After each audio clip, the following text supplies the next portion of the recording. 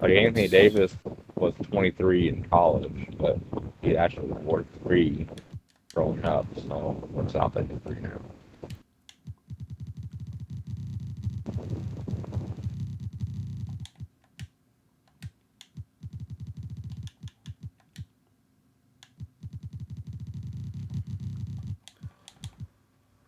All right, so I have two out of the best, probably top five players. So I gotta be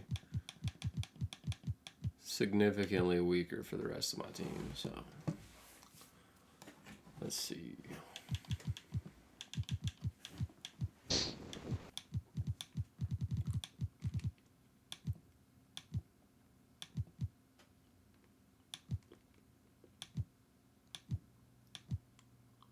I'm gonna do Jared Allen instead of Rob Will. I think I'll leave Rob Will.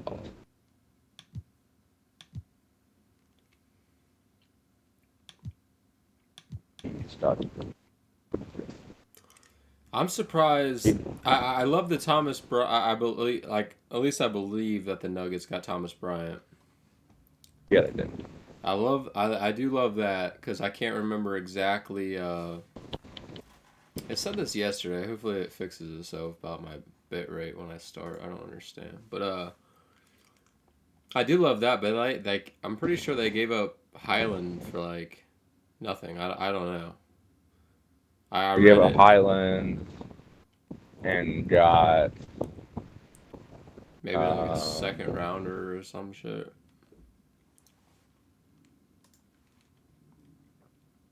might have been multiple picks,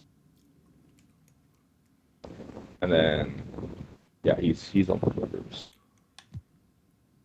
And then did they get Bev too? No, that's No. about to be bought out. Yeah, okay. Yeah, I don't know. Just some weird stuff, in my opinion. That's like the weird shit. Is like Bamba was kind of given up way too easily, for my opinion. Because I thought like maybe did a three-team trade, so like maybe we gave up Bryant for Bamba basically, or something along those lines, and like it was involved in another team. And then I looked and it was Bev for Bamba, and I'm like, man, that makes zero sense. Because like I understand you had three centers, but one, Bev's old and he's not like you guys aren't competing, so it's like I didn't understand that at all. I don't know. Maybe they got a pick or something. I don't know. Yeah, some stuff didn't make sense, but the Highland one, that one definitely didn't make sense to me. I don't know who else they have. I think they have Ish, but that was their third string, so now I guess he's their second. I don't know. I don't know if the shit's updated. I kind of want to look, see if it's updated.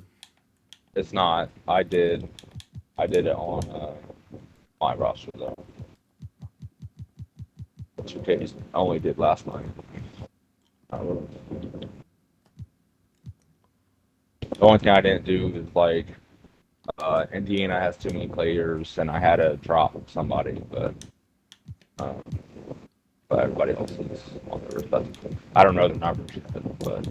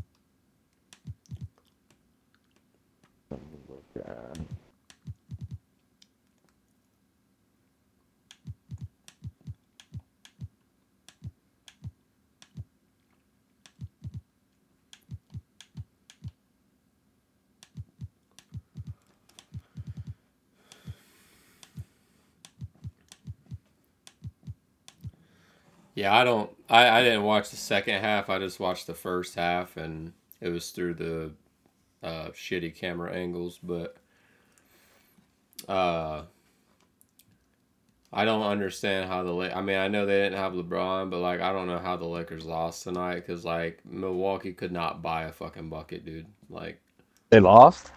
yeah, the Lakers lost by like 9 or 10. Oh, they were winning when I saw it at half. Yep.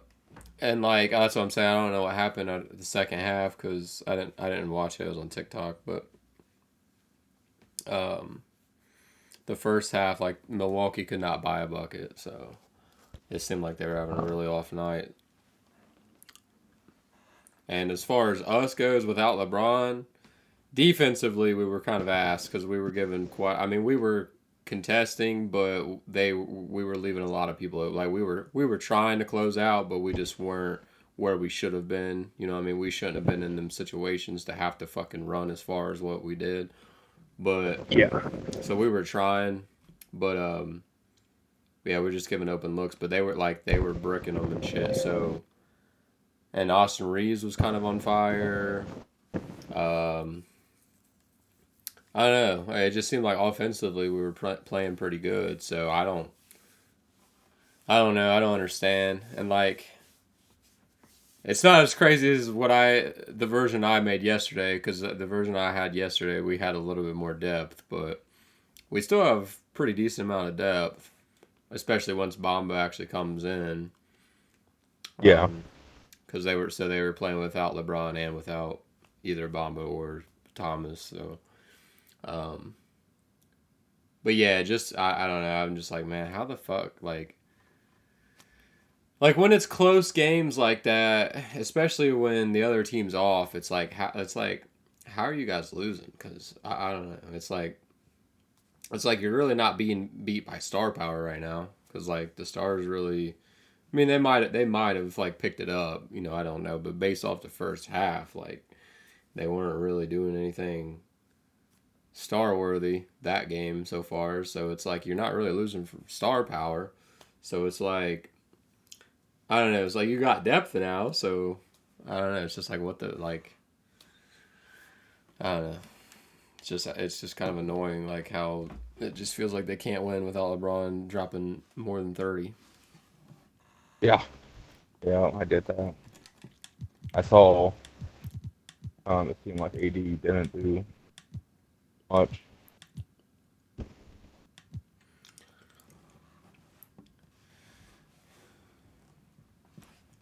Yeah, and yeah, I don't know. I don't understand. Like I understand your shot might not hit every single night, but how the size that he is and just his talent, like there shouldn't be any reason why he shouldn't dominate every single night if he's healthy. Like he might not hit as many fadeaways or as many jump shots, but like there ain't no reason that he can't get a couple blocks every game. A lot of just defensive stops.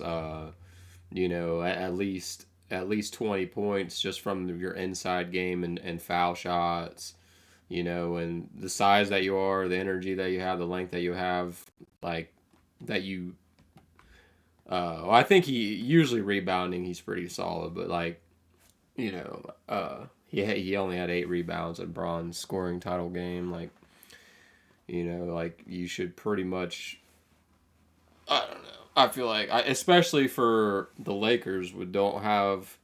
Even when Bamba comes in, he's not like the best rebounder in the world. So like, I don't see why AD shouldn't average like 12. Yeah. Yeah. I think something's going on mentally with Yeah, AD. He's so up and down. yeah, and he's been. I mean, obviously he's been injured a lot, but like it's just like always been like that with him. It doesn't make sense because like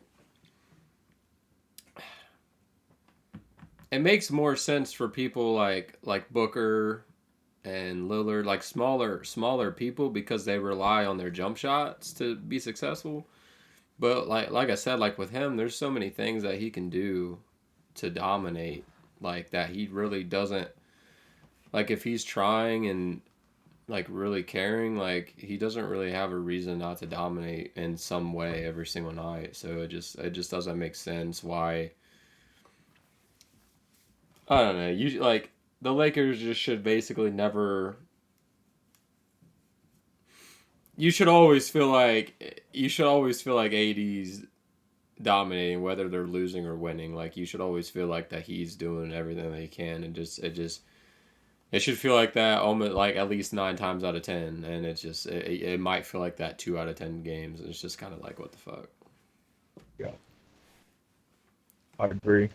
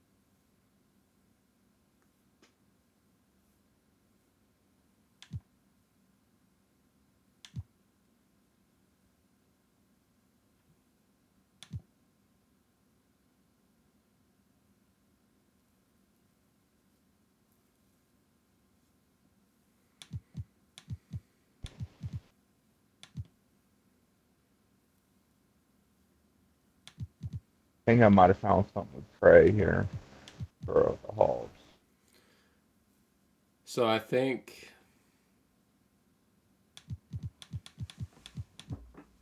I'm listening. Oh, yeah, I'm just making sure. Trying to finish the Jokic and Embiid funness.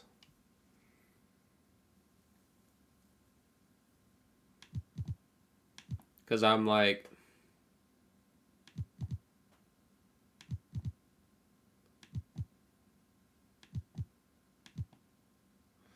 I was debating on using somebody like Highland or somebody for my like just putting them in the starting lineup, because for one, giving somebody a chance is that would be decent to start, but for two, just trying to balance it out, because like I said, I have two out of the top five best players, so I can't really go too crazy.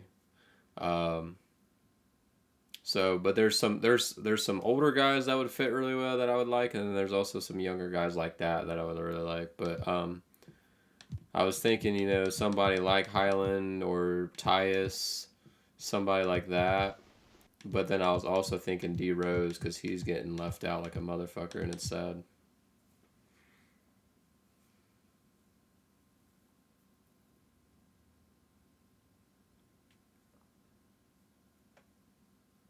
So, yeah. Hmm. Because, I mean, Jokic would still be the primary ball handler. So I need somebody that could be off ball. D Rose is okay.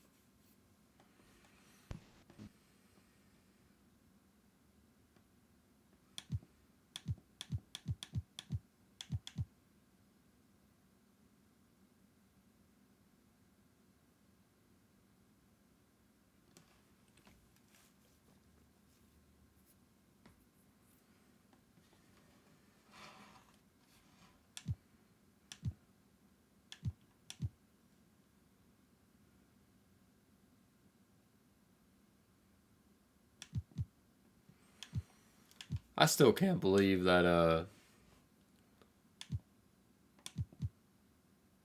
on that Undisputed show they said Osman wasn't a great defender. Like, what are you guys what are you guys smoking? He doesn't fit the He's Cavs I'm, system on here, and I I'm mean struggling with it. I mean he's not a star, so he's not gonna make the defensive team or nothing, but he's a defender. I mean Yeah, I don't know.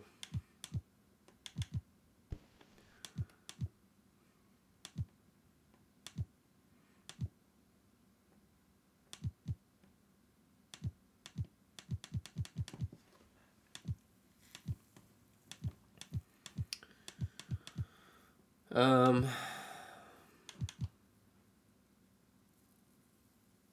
God, that'd be nasty for the size and shit too. Oh my lord. okay, I got the Hawks under perimeter centric, and I'll read it.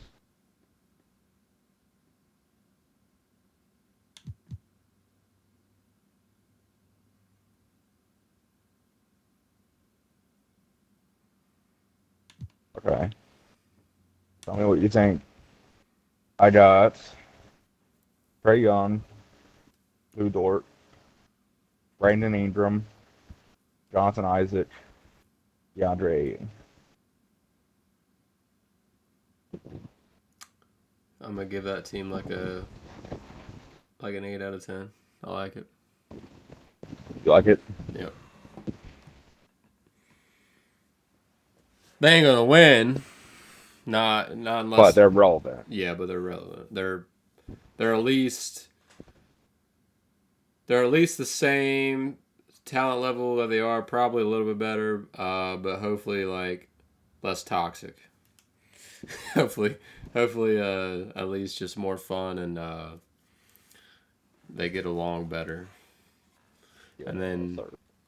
And then I don't know, Lou Dort, he's trying. He's trying to up his game, so hopefully he has the defense there obviously, so hopefully the offense will come, but he's trying. Like I see, dude, I watch him. The Thunder's not a bad team. Like Yeah, they're not. they're fun to watch, and I see him. He pulls up, bro. Like he's not scared to take shots. Sometimes he'll fucking airball it. He's not a Sometimes, great shooter. Yeah, but I mean he takes them. So, and I mean he's not.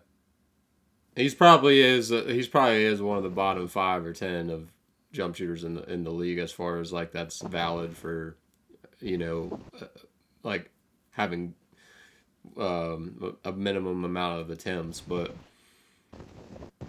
he's not like absolutely horrendous. But yeah, I mean he's not great. But yeah, he does take them. So hopefully that'll lead to him developing more of a game.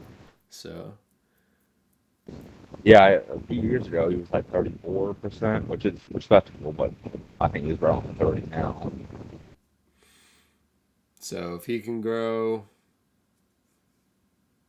uh,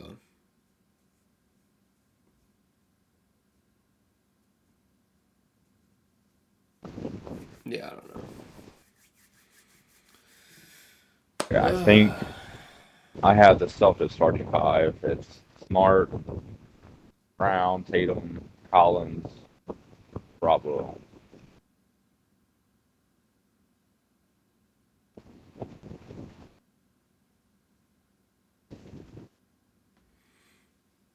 Yeah, that ain't bad. Sure, real quick.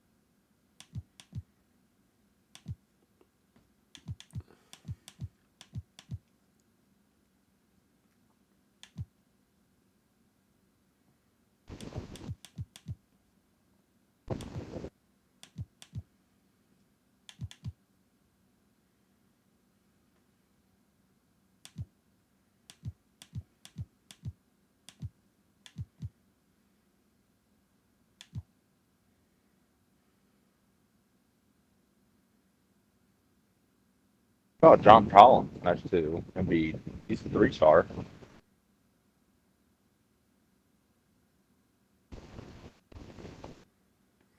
Um, Just give him like a weaker bench. yeah, I mean, I like the fit. It just I with Dejounte, I still think that's too much. Compared to all these other teams I built, you think they're the favorite? Mm, I don't know. I mean, that's just I don't know. It's just a lot of talent, and Yeah, they it's got. I getting mean, you got to have difficult. some bench. You can't have like a completely useless bench.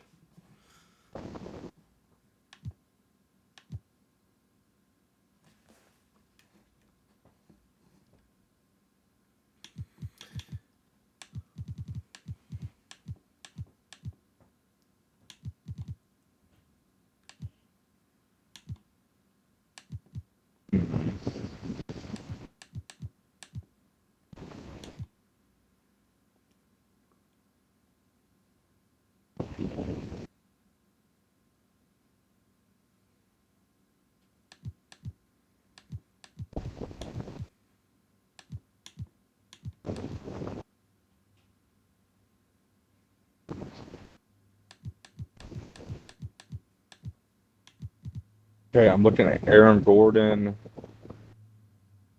Jeremiah Grant from Boston here. We'll see.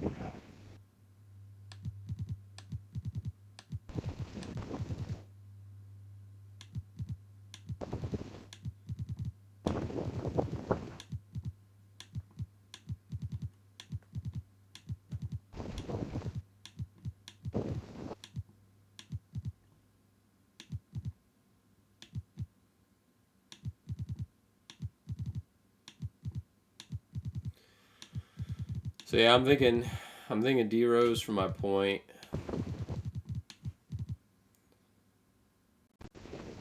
Try not to go too crazy here.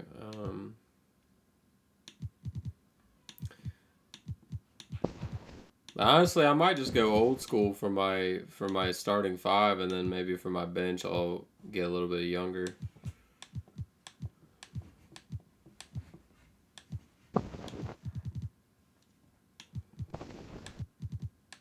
Those he's But getting up there a little bit. yeah, I would still like one or two younger pieces that could run because I was thinking about or other pieces that are kind of yeah. I don't like that, especially not both, not all three of them. So if I do Rose, which I do kind of want to do, then I'm not gonna do those other guys just because of the injury history and shit. I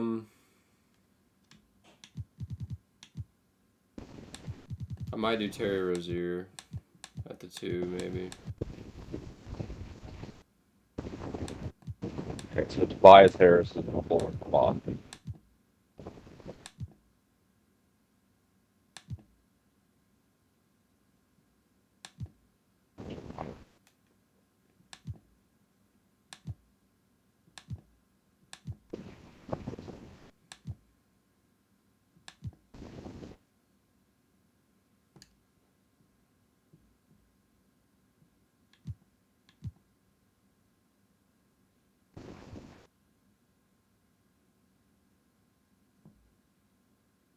Then Herb Jones would be a perfect fucking fit. I mean, obviously this ain't realistic at all, anyways. So as long as I'm not too overpowered, then I mean.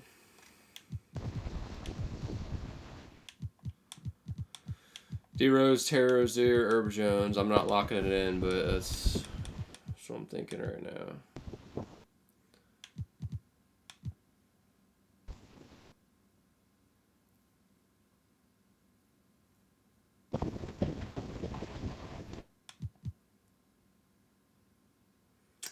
I might take Rose off the bench.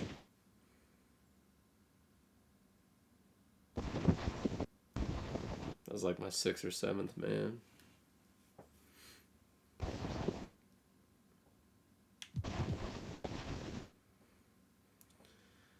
I might run Terry at the point to start because he's Jokic is the primary ball handler anyways.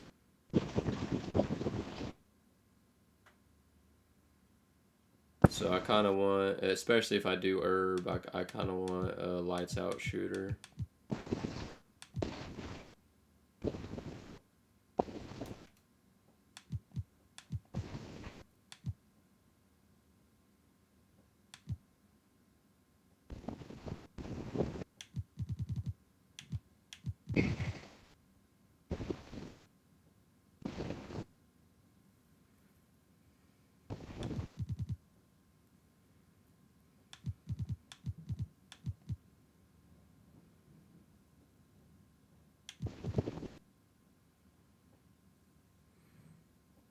I mean, I could do Herb and fucking Finney Smith, run Herb at the 2, Finney at the 3. Trying to suffocate me. And then Terry at the point. It would be outside of Terry, it'd be probably the slowest team in the fucking league for the starting 5, but half court defense is disgusting. Well, I don't want to say disgusting, but it's nice. I mean, you got Jokic, which is kind of an open door, but other than that, everybody can defend.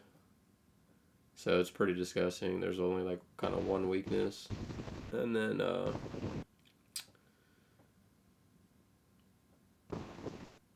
besides Herb, everybody's respectable for their shot. And then you have Jokic and Embiid, obviously, to just fucking go to town and do what they want anyways. So.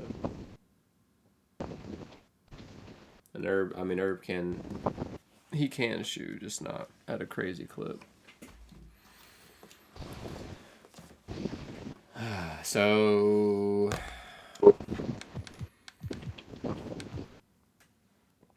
the only thing I'm thinking about is speed. So I'm gonna see if I can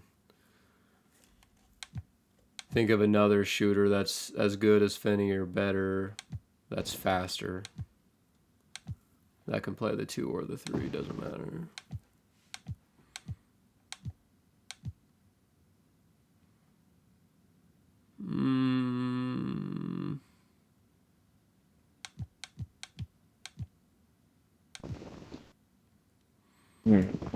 I mean, obviously Kennard, but for defense,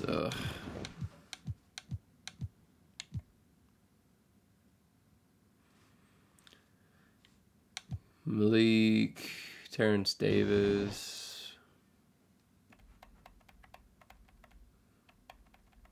Terrence Davis wouldn't be bad.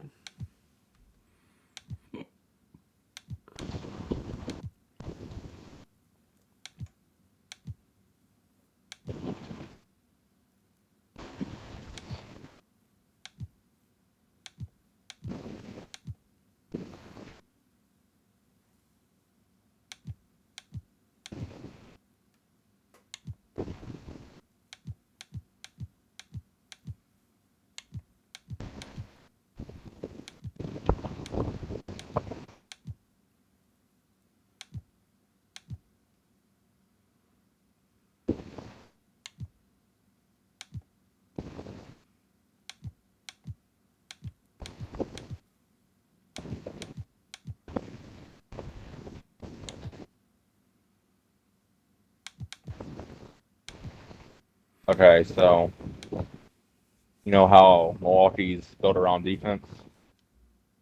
Forgot about Herb. So Herb is now the starting shooting guard.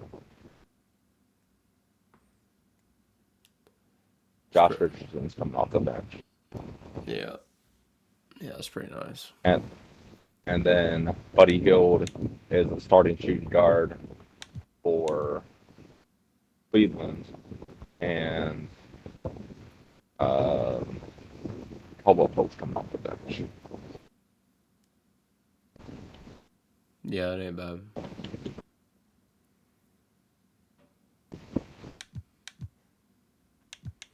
I'm thinking Gary Harris.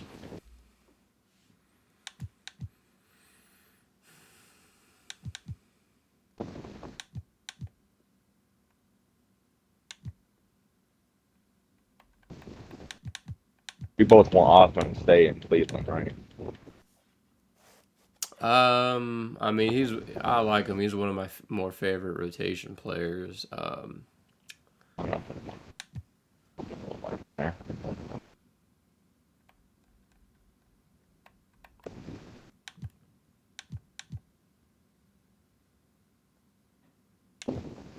What team is Isaiah Joe on? I mean, it really doesn't matter. In real life, the Yeah. Thunder. Thinking about snagging him for this thing.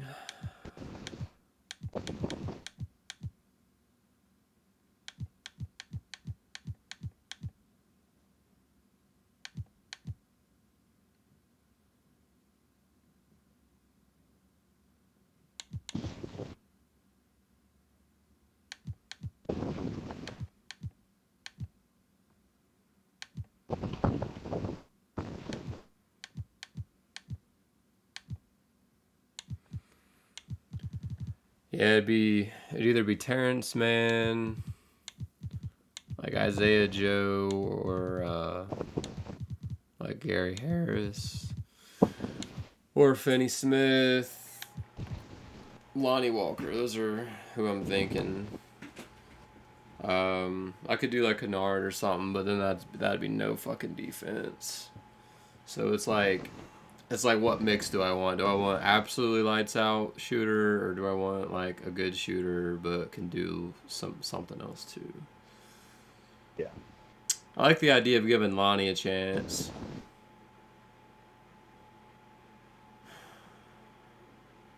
But if I was gonna use Lonnie, I would probably do like I'm doing with Rozier and make him the point. I don't know if I want Rozier and Lonnie. I mean, it's not bad because they're both pretty good hustle like defenders and stuff too. So it's not bad by any means, but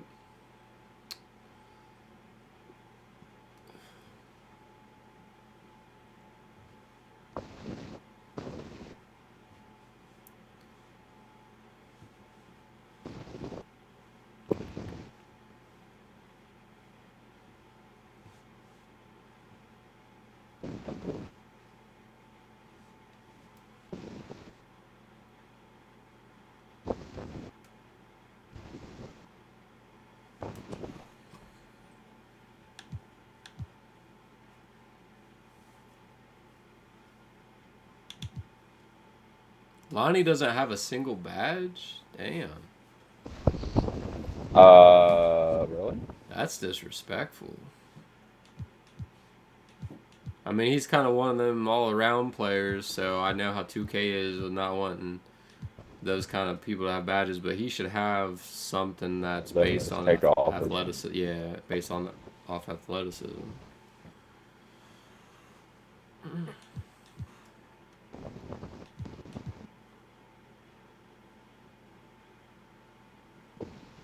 Like one or two badges.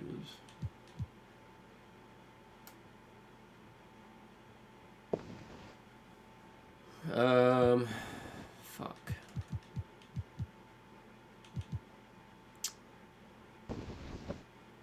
So I mean, I don't know. I'm not looking at exact ratings and shit, but I'm assuming Lonnie's faster. I'm assuming more athletic, but Gary's better shooter, and probably a little bit better defender. Yeah, Lonnie's more athletic, but I think Gary's more skilled. I'm happy for Gary. He kind of revived his career lately.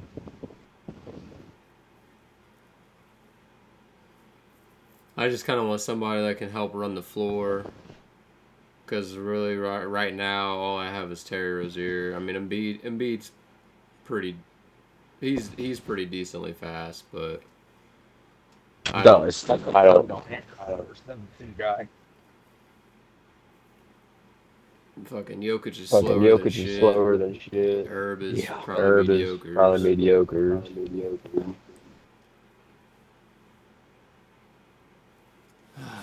There's like an echo going on. Like an echo going on now. I know. I don't know why it wasn't there earlier.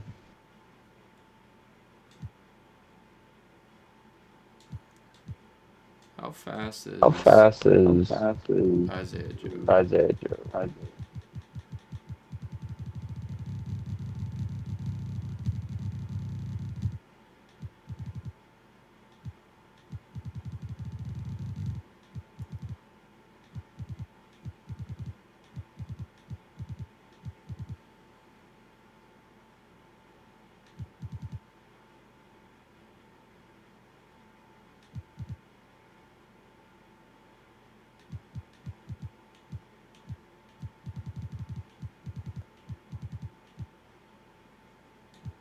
Speed with ball 63, so that's not promising.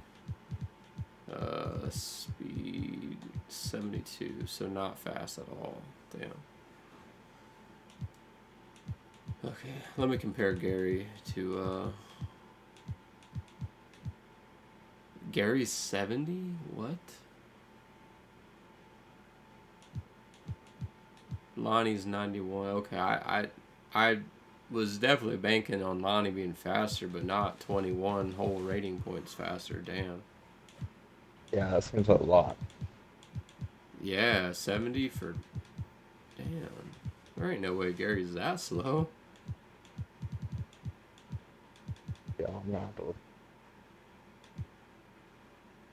Is that my roster or the 2K roster? I think that's yours.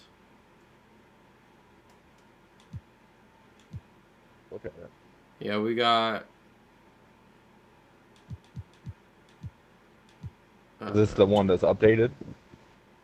Like Chet Holmgren's a 75 speed, and we got fucking Isaiah Joe at 72.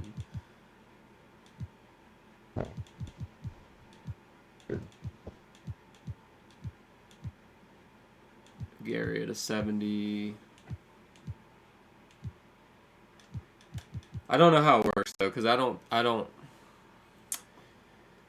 I think I could be wrong, but I think the weight, like I think this game actually has some physics, so I think the weight does slow you down, and your height affects it. So I think if you're 99, but you weigh more and you're taller, you're still going to be slower.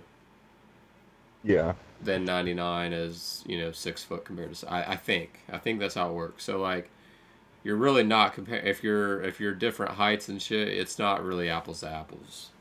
I think. So it's kind of hard. Like it is really kind of hard to like get in your head of what that actually is going to translate to in the game. But Yeah, I don't know. That's still kind of crazy.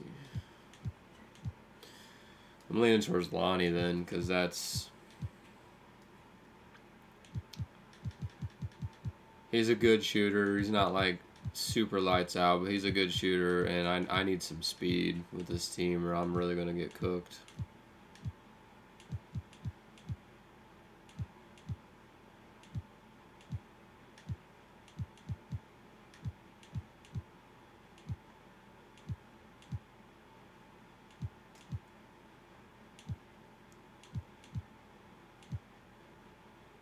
Let me see what Herb is. I think he's mid to top 70.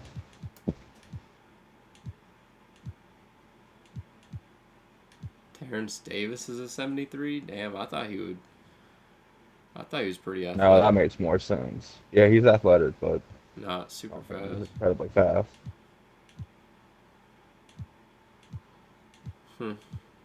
I thought he'd be Gary like. Harris surprises me a little bit.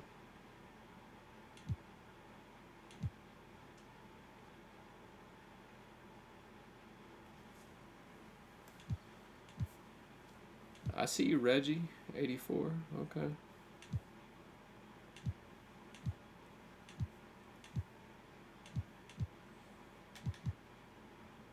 Dwight at a 70.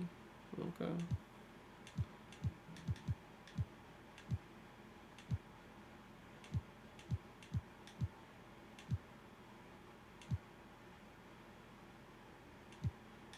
Alvarado, I thought he was a pretty quick fella. 76 for him. Lateral quickness, probably.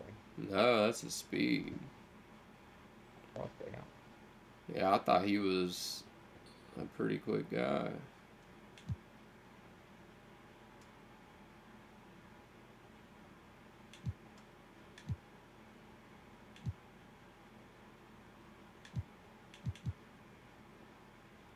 Yeah, Finney's at a 67. Just probably, I probably feel around there. Um,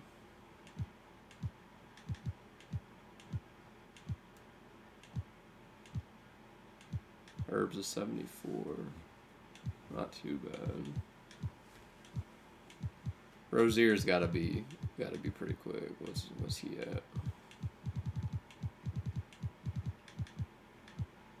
82.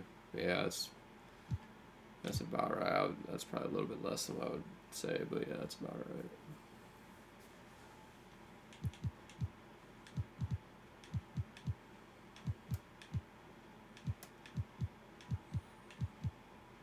It's tough.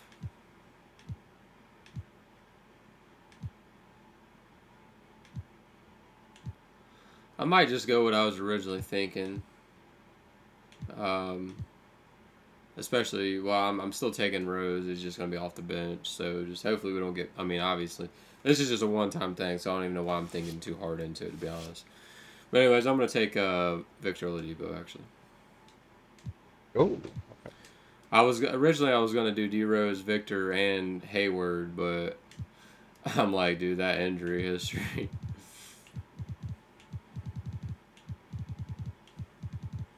But I'm still taking D Rose and Victor, but D Rose is going to be like the 6th or 7th man. So, but like I said, we're just doing this a one-time thing, so I don't really need to look too far into it like I have been. So that's my 5. I need to come up with 5 more.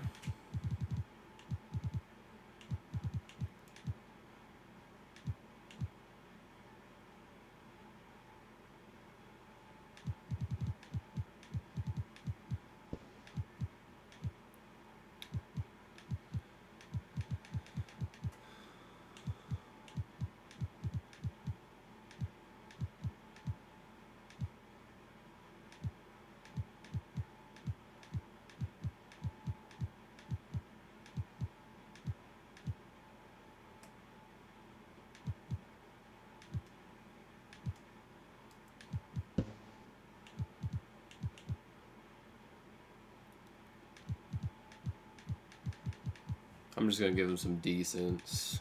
I don't really want to do anything too crazy here.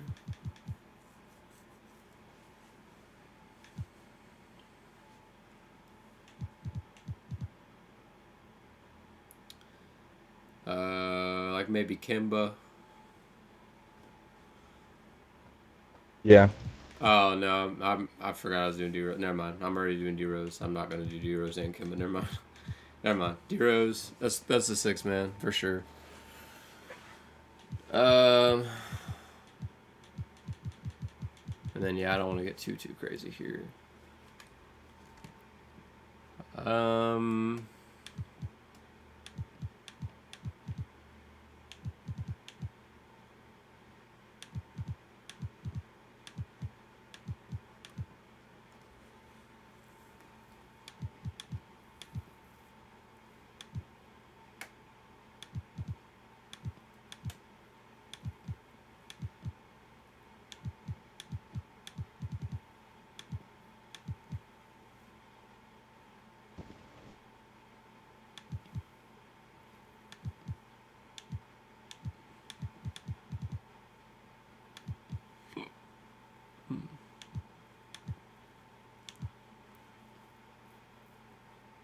Might take Robin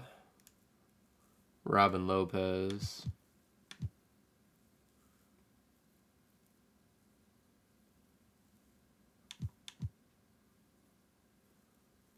I might take Blake Griffin actually too.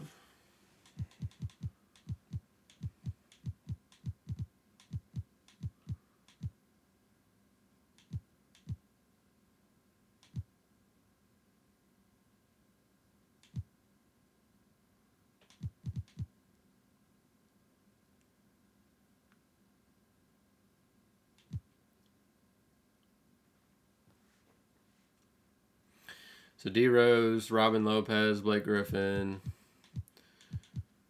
Need a forward and a shooting guard.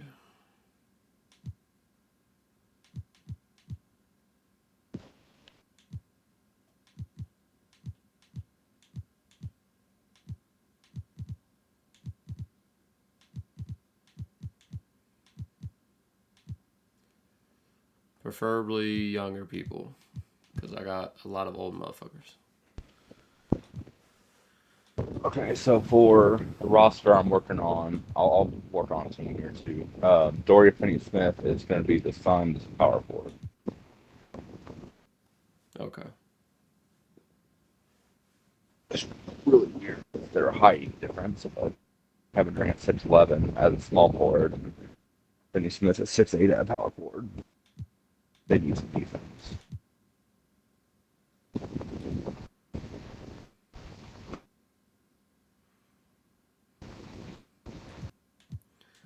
How? I hate that when I fucking change the attribute shit, it loses my spot.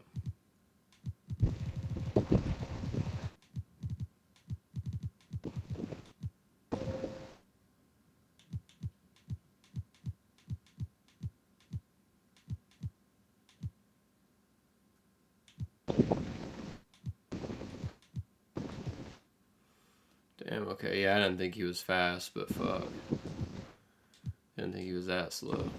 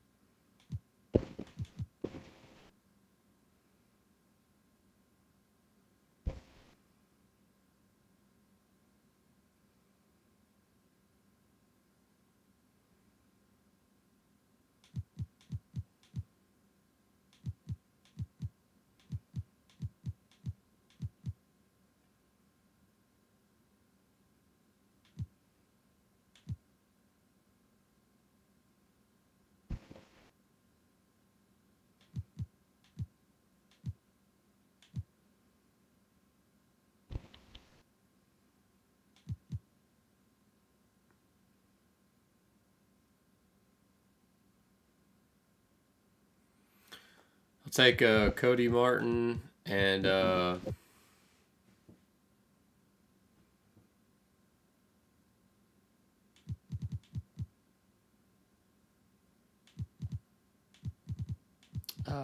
Josh Jackson.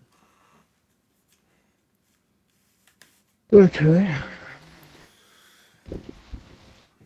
That's my 10.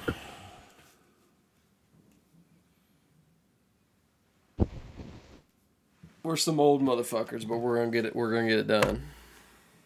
Huh.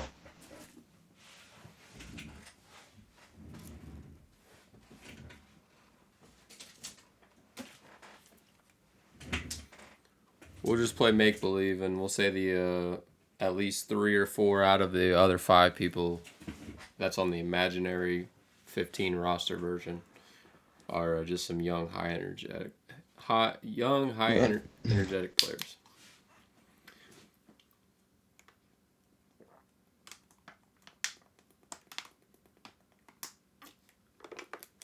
Like Wendy and Gabriel's and shit.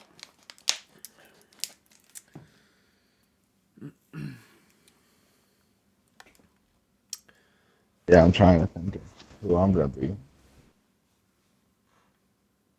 I want to use the team I already built, so it's easier. You don't want to do nothing crazy like I did? You can do fucking do Luca and I mean PG ain't as crazy as fucking, but Luca and PG or Luca and I don't know, LeBron or some shit.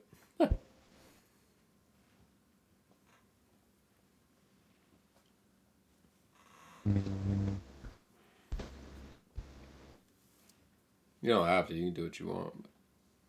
I know. I'm trying to think who I would be if I did do something. Or just do like a different big 3 or something, like a little bit less talent or something like I think I'll use the. I think well, you said different bid three. I just came up on them. The bid three of Lillard, CJ, and Siakam, Okay. and then the rest of the team is Hurdle, Barnes, Payton, Jones, Brown, Batum, Hartenstein. Okay. Hurdle can try to Piss me off. negate Embiid, and then Hurdle can try to negate. I already Jokic. know you're gonna. I already know I'm gonna get you in a pump fake, but you're still gonna block it anyways. It's gonna piss me off. I already know it's coming, so I'm trying to get 1 out of the 10 fucks out right now.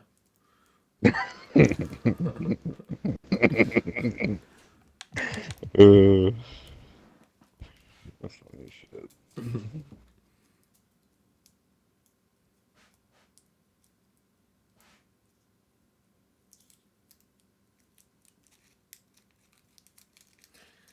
Yeah, that. I mean, obviously, I know the game's not gonna be perfect. There's gonna be goofy moments, but as far as consistently goes, there's 3 things I can name off the top of my head that just absolutely piss me off. Like, other than that, I wouldn't really get too mad. Like, and I would just be like, okay, well, there's gonna be some things that happen every once in a while, right?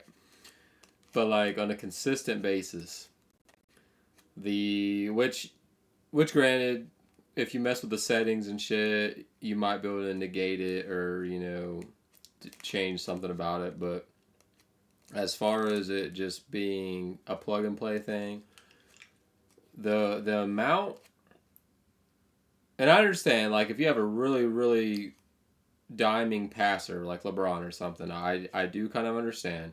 But unless it's like a crazy pass, but like I'm just saying for a consistent basis for it to happen, the amount of times that you pass it to somebody where the defender's there, but they just watch and they don't close out as the pass is going and defend like when they have plenty of time. That shit just angers the fuck out of me. Like you just get a wide open 3 when there was somebody there. Like that pisses me off. That's number 1. Number 2 is when either you do a fake like on the perimeter, you do a fake, or you do some sort of move that stumbles the opponent, and then you're holding turbo and the analog to run for the rim, and your guy hesitates, and then somehow the defender has time to get back in the defensive stance and guard you before you could blow by him, and it's like, bro, it's like I had you, like what the like, why did you dilly dally? That's number two, and then number three is that like you get them in the jumping motion, and either a your guy somehow goes back up slower than them when they're already in the air, or b they block it when they're like after they already like attempted to block it like that. As far as I can think of, those are the only three things that consistently piss me off. Other than that, like I would take the every blue moon something happening, like that's gonna happen, but like on a consistent basis that does not make me enjoy it.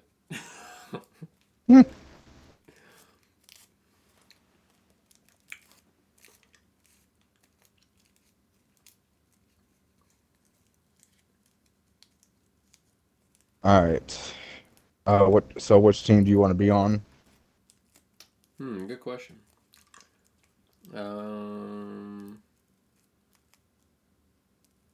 So do I have any? I don't think I have any duplicates, do I? I got Rozier, Victor, Herb. So the starting five is all from 5 different teams, and then I got Rose. That's a different team. I got Josh Jackson. Who's Jackson on now? He's a free agent. Okay.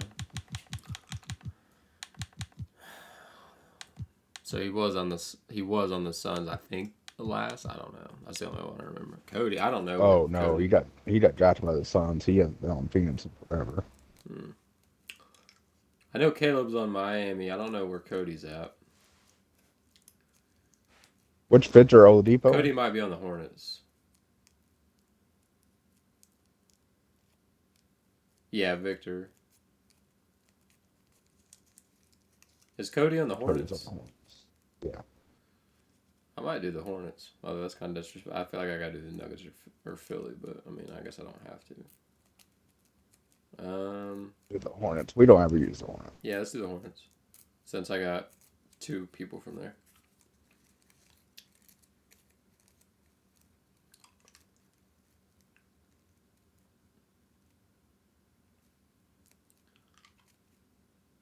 All right, so go. Obviously, Embiid. Jokic.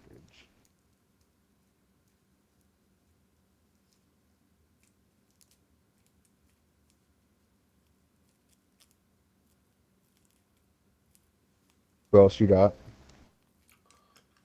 Terry Rozier is my point. Okay. Victor's my shooting guard, and then Herb's my forward.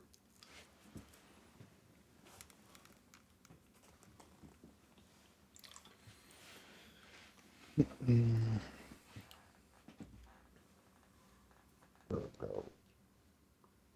then my bench is a little bit suffering. I got D Rose at the 6 man. And then Cody at the 2. Josh Jackson at the 3.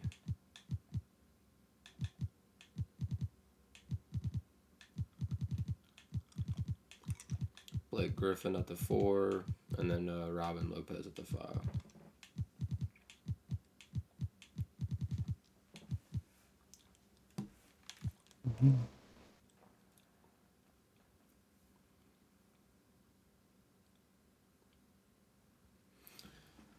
If I don't have any other people that just stick out or whatever, or like that I really want to do, I just try to get great value versions of like the same kind of type of players as the starters. Yeah, I get that.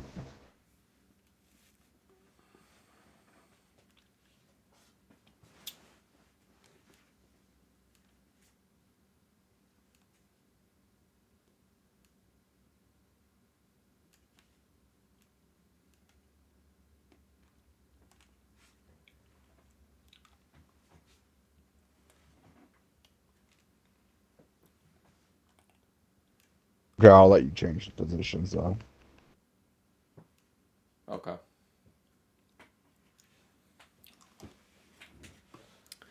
Yeah, 2K will probably try to start Rose.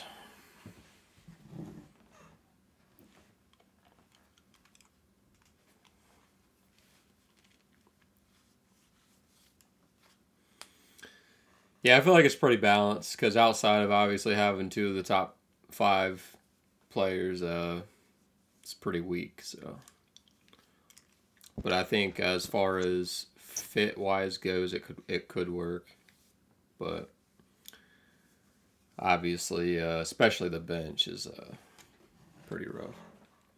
Might not need the bench. Jokic and Embiid. Yeah.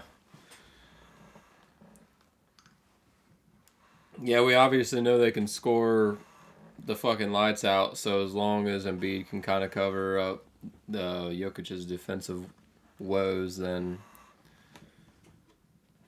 it definitely makes up for the kind of lack of like just crazy talent elsewhere.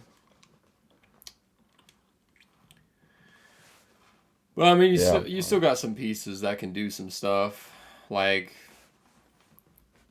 I mean, it's obviously a fucking gamble, but maybe Griffin can try to take over on the bench and kind of somewhat, be useful. Be a small version of what he used to be. But as far as the mold goes, I feel like for not being too overpowered, I fit it pretty well. So, and like I said, if it was an actual real team, the rest of the rotation would be like high energy young players, so it would kind of help fit I'm inviting. injuries and the oldness and.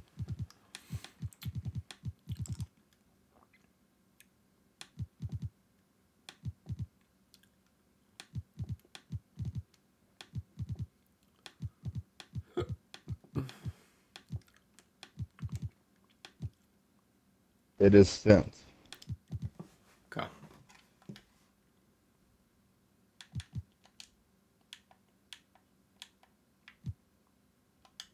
Chris and Danny, last.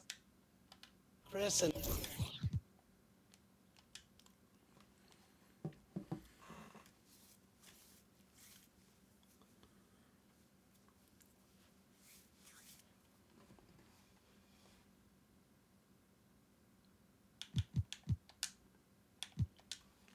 Dame, CJ, Harrison, Barnes, Turtle, and Siakam. Guess what their star rating is? What's the is it perimeter centric or what? 7 seconds. So obviously Dame and CJ are probably 4.5 or 5 out of 5. They should be 5. Harrison Barnes should be at 4.5. Pascal was at least a 3.5, if not maybe 4. And then Pirtle's probably I don't know what Pirtle would be, but I know he can't shoot. I don't know how that would relate. So I would say 4. 4.5. Okay, I could see that.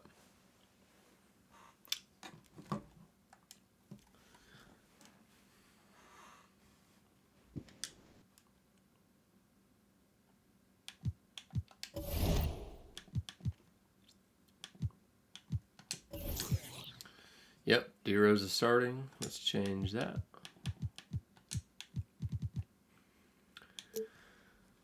I understand 2K, but when you got Jokic, then things change.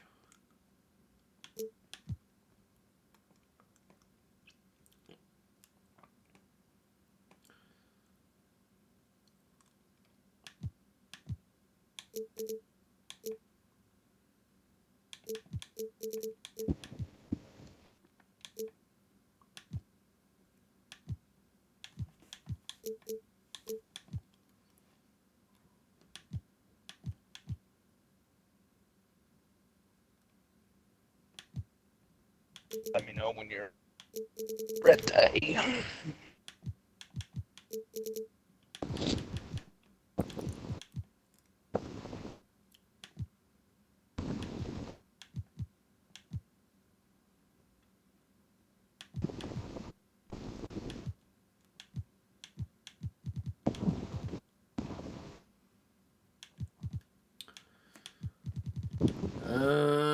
Let's see.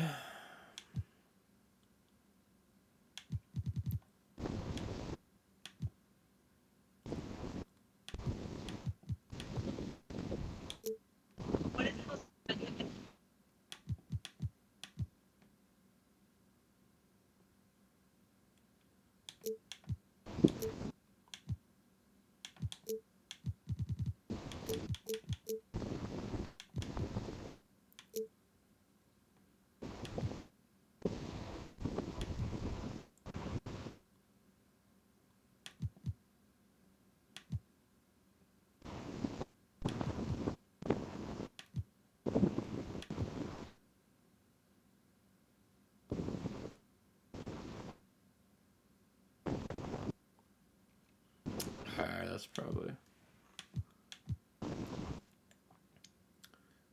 probably good.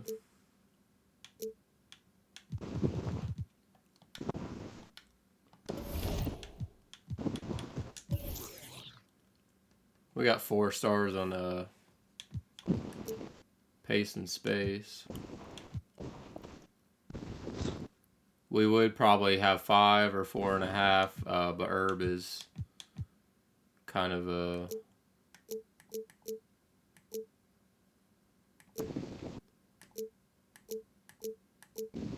Oh, he's better than...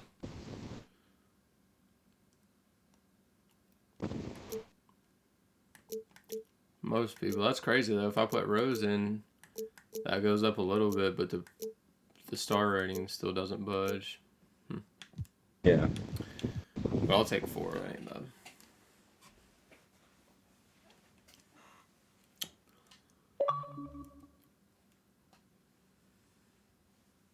Post up. What the fuck was that?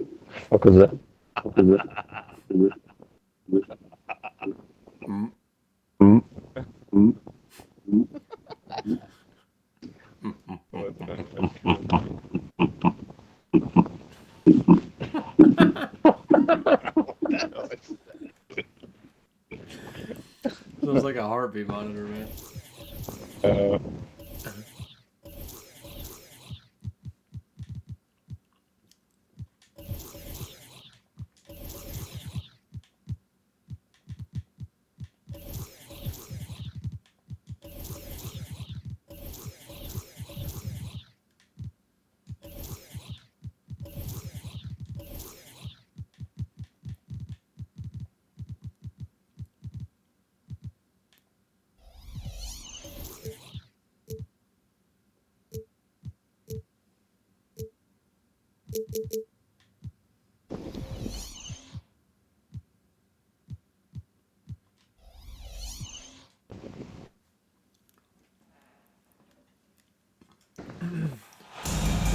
And we've been waiting for this day for a long time. It's opening day in the NBA. Thanks, everyone, for joining us here in the start of a new season. This is Kevin Harlan with Clark Kellogg and Greg Anthony. David Aldridge is on our sideline. We're moving on after the tough loss they took at the hands of Miami. Here's Jokic. And Jokic runs it down. That's just good heads-up basketball from Embiid, making the pass to the open man. What? Peyton. It's rebounded It by just Shaw. showed me that starters. What the hell? Hang on. What? I have CJ. Why is this not?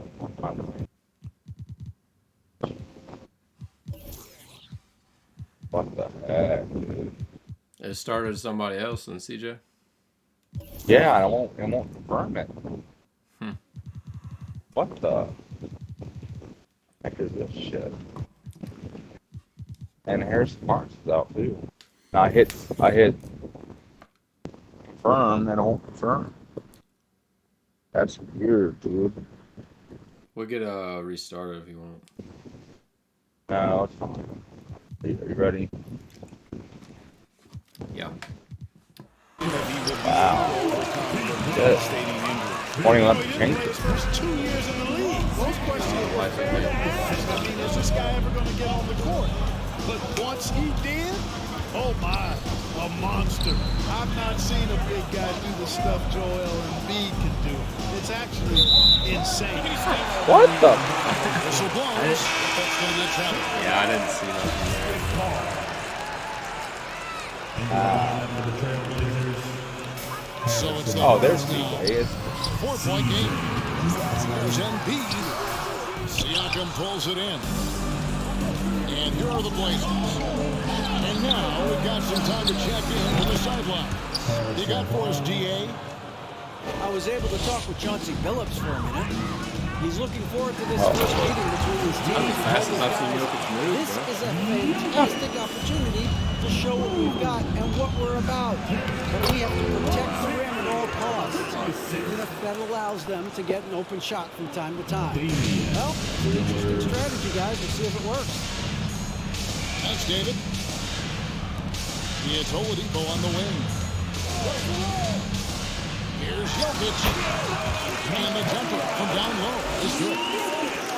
Jokic has got 6 points. You know, in the paint, Jokic is dominant because he can hurt you with the pass or with his scoring ability. And he knows how to position and assert himself in the paint area. Now here's Lillard. Siakam, right side. No way. Wow, through the contact, and that three almost went in, so he'll go to the line for 3 free throws. And a closer look here at the scoring breakdown. And guys, they've done a great job beating their bigs inside. They are just punishing the opposition in the paint. I wonder, Highlight two guys. probably The not, excellent passing they've but done. I wonder mean, if the they've done a Pels really would good do, job putting the ball into the hands of I wonder if the Pels would do Simon Bucket in no time at all. for CJ and Second bucket of the night. You know, Oladipo feels like he Yeah. can take and make this shot. Simon whenever is he a lot wants to. younger, so You maybe can just probably. see the confidence. Yeah, I mean CJ's probably still a little bit better now, but yeah, Simon's obviously younger, and he'll probably get to where CJ's at in another year or And two. Embiid pulls it down. Not quite enough defense. That turnaround, just lucky he was off. Lays it up off the glass. And the story here, Kevin, early on, is how well they've shot the basketball. Very high percentage so far, and if you want to start a game hot, that's the way to do it. Now, here's Siakam. An easy 2 points on the layup. And wiry strong. Siakam just snakes inside and makes a nice play off the counter. Up again. And Embiid is right there. Embiid's got This his team would second never basket. work because the ego, And of but the it'd last be 6 baskets, 5 so gross on the to be able to interior. play This against. is just smash mouth physical basketball, guys. But he is looking confident. Love how they're using him so far. And you know what? You want to keep using it. I mean, Come on, he's Jakob. a piece of their offense today. You can bank on that. Well, we've seen that movie a few times, haven't we? An easy bucket in the paint. Well, listless and lifeless at the defensive end. I mean, especially inside. They've really got to pick up that interior defense. Now, here's Lillard. Nice. He's got 5. And another 3 for Portland. And that is just too easy for Lillard. A legitimate Oh, threat to burn you on the cover. Oh, During last God. season, the Hornets Can't decided get to part stopped. ways with their coach. I got a little bit lucky on that one. Always a My time was really bad. decision, and this is a critical time. I was They've so got lucky. a tremendous young core. They think their time is now, and they want to make a bold move with the new hire. Nice. Here's McCollum. Hits the layup after the sweet pump fake to freeze the D. If there's a weakness in your defense, McCollum will find it. Reads the floor exceptionally well. I'm not going to any The rebound. kick out to Rozier. There's Embiid. That's correct. It's Rozier with the assist. Take him out. Take him out. And it's 6 points for Joel Embiid. One of the things you've got to admire and respect about him is his aggressiveness at the offensive end, always in attack mode. And they had some botched coverage that turned into no coverage. Oladipo, good. Oladipo's got 7 points in the game. Yeah, they're taking so much space on driving lane. Devastating from this area on the court. So timeout call here. Not a whole lot of talent outside them too, but I just feel like as far as the fit goes, I pretty much nailed it with not being too. Both teams deciding to change it up. Yeah.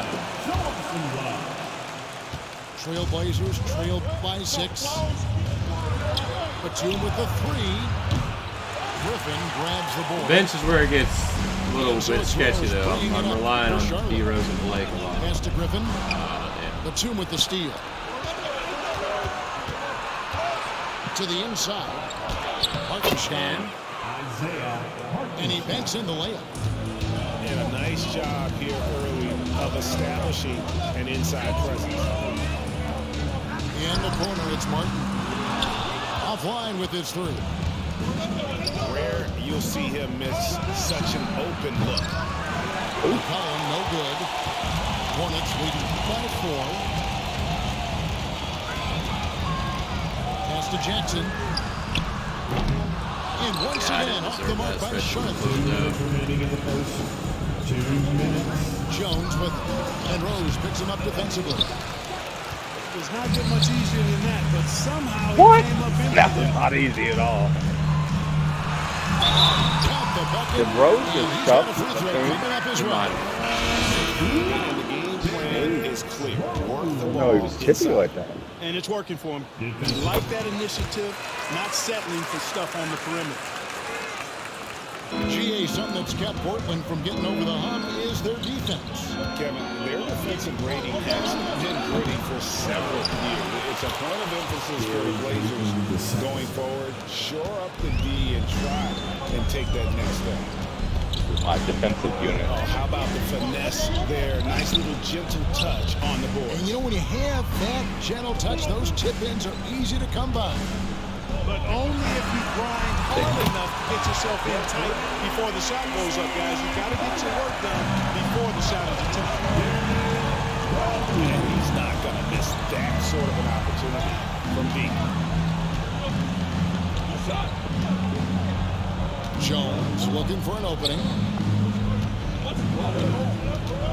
5 on the clock. Here's Batum. And the rebound goes to Griffin. They've been beating them to a lot of those loose balls and rebounds here to start. Yeah, the half and half balls are going their way, and that's really a function of effort and intensity. You know, the ball doesn't discriminate. Whoever goes and gets it, that's who owns it. Good manhandle down low. Displaying intensity right off the opening tip, especially on the offensive end. Tell you what, forget about easing into the game. They came out with guns blazing. Pass to Mark. I preemptively did that. Outside. I thought Griffin was gonna go a lot faster than that. What are you doing, Griffin? Fires from deep. Wow. A three-pointer is right on I target. was like, okay. Batum not known for his outside shot, but I'd love to see him knock this shot down on a more consistent basis. Damn. So it's the Charlotte Hornets. Part of the quarter will close with a 7-point lead. Their lead is where it is because they've gotten good shots. The Trailblazers, 24. And for those of you just tuning in, the second quarter of action is where we're at right now. Looking at what we've seen from the Hornets, what do you think? Well, the offense is clicking, and they seem to have seized the momentum here early on. Yeah, you know, I agree. No warm-up needed. They came in on fire and have already built a nice lead. The kick out to Brown. And it's good. Assisting That on the you floor are- was Lillard. was. What? Browns got himself going with the triple, his first basket of the game. Rozier with the ball. Now guarded by Siakam. Trailblazers trailed by 4. Pass to Lillard. There's the 3. And the rebound goes to the Hornets. The game has been very close in a lot of areas, but rebounding has been the one differentiator thus far. We've seen it time and time again in games. Effort and determination on the glass can make up for a lot of other weaknesses. Here's Embiid. Scored the basket. Oh, His fourth. He's only missed I have 1 of his 5 shots tonight. Craig, we know from time to time things get pretty chippy out there. What kind of things would get under your skin when you played in the NBA? I feel like I have pretty good defenders, dude. Trash. And that could rattle you, man. That could bother you at times. But you really just try to maintain your focus and keeping your eye on the ball. The latest Getting good now from our timing. sideline reporter, David Aldridge. David, it's all yours. Take it away. Thanks very much. Now, the Blazers missed the playoffs last season for the first time in almost a decade. Coach Billups says, it's been a lot here so far, but I just know that I'm built for this. This is what I do, and it gives me the opportunity to stand up as a man to show that I can lead. I'm ready for it. Kevin? I think he is. He's embracing the challenge, which is... Come on, Dame. I need you to hit that. Pass to Jokic. Kicks it out to Jones. What are you going to do? Here's Embiid. Second chance shot. And he lays it up and in. Embiid's got 10 points in the game. They should continue to get the ball inside. The defense struggling to contain it. And when you make 5 in a row in close like that, it also takes pressure off your perimeter guys, too. Let's get it up for fans. Guess what Terry Rozier's stat line is right now? And so it's McCollum. He'll bring it up for the Portland Guess what it is? Trailblazers. Yeah. Trailing by 5. Looking ahead to their next. He has nothing besides 7 assists. 7 assists? Yeah, he has no points or anything. He has Both of the 6 on the road. Here's Lillard. Throws it down, and the official calls the foul. It may be a 3-point play. That was It's going to be on Jokic. For the ability to knife inside and convert Lillard Oh, is fearless when it comes to attacking the basket. And you look at the loyalty Lillard has shown, stuck with the Blazers through thick and thin. It's why he is beloved in Portland. And at some point, Greg, you wonder if Lillard is the greatest Blazer of all time. Listen, he's in the conversation. You have to include Walton Gretzky up there. But Lillard's resume in Portland has a strong argument. Siakam left side. And they call the foul, so a chance at the line for one more coming up. And give Siakam the hoop and the harm on that one. And since being drafted Have I made a foul? 2016, he's really improved that upper body shot. Come on, y'all. The bounce, creativity, the strength. Oladipo rises up. He's looking to punch it down as hard as he can. A 3 from McCollum. Wow. Joel Embiid with the rebound. Yeah, they're being a little bit. And really credit their advantage on the backcourt. That's where the lead has been built, and that's why they are in control. Like, see, there ain't no way I don't get past them. Plus 10 is the advantage in rebounds right now. And Charlotte again with the bucket. I'm sorry, that's poor defense down low again. It's been a mismatch thus far in the paint. I'd agree with you, and I don't think they expected this one to be a game where they would get battered inside like they have. It's good from long range. Barnes has got 6. And really, as the three-pointers keep dropping, you get the sense that the frustration is mounting for the defense. Yeah, they either have been unwilling or unable to take that shot away. No doubt about the consistency when it comes to scoring the basketball for him tonight. A real nice lift for their offense. And the basket by McCollum. Yeah, these defenders had better start closing down on shooting. He's Rozier. And Pirtle sends it back. Jesus. That one drops. Even when I play good defense. You know, every year Embiid seems to kick his scoring Come on. up just a notch. I think he realizes how dominant he can be. And you can tell he thought that triple was going to fall.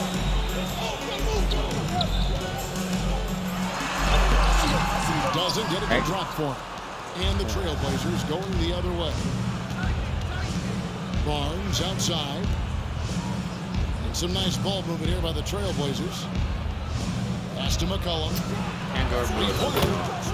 Basket is good. The assist from Barnes.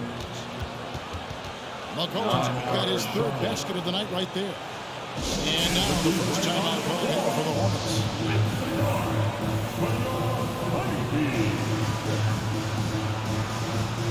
Yeah, I'm doing really good with both the bigs, but I can't do shit else with anybody else, and then we cannot guard the perimeter on defense.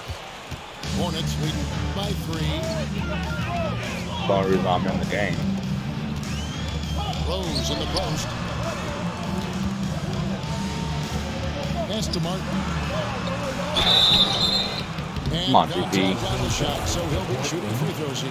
For the Hornets, they have the memory of 2 straight play-in game losses hanging over their heads. That's a tough way to end any season. It should be fuel and motivation for them. Clark, do you think losing a play-in game 2 years in a row has a lasting effect? Oh, I think it definitely does, Kevin. Has to leave a bad taste in your mouth. To come so close to being part of the playoffs like the Hornets have is tough to handle and swallow. Gosh, but it also, on the flip side, can Like, you serve barely as a bring great any motivation. offense. Like, that's the one thing you're supposed to do. Defensively, they just look out of sync. Closing out on the threes. I think they're getting caught in that in-between zone, no man's land, giving up 3 straight from beyond the arc right now. Over in the corner, Brown. A three-pointer off the mark. Hornets leading by 4. Batum with the steal. Now Jones. He's gotten some minutes, but nothing on the board yet. Damn. No good with the triple. How's he still in there? Take him out. God.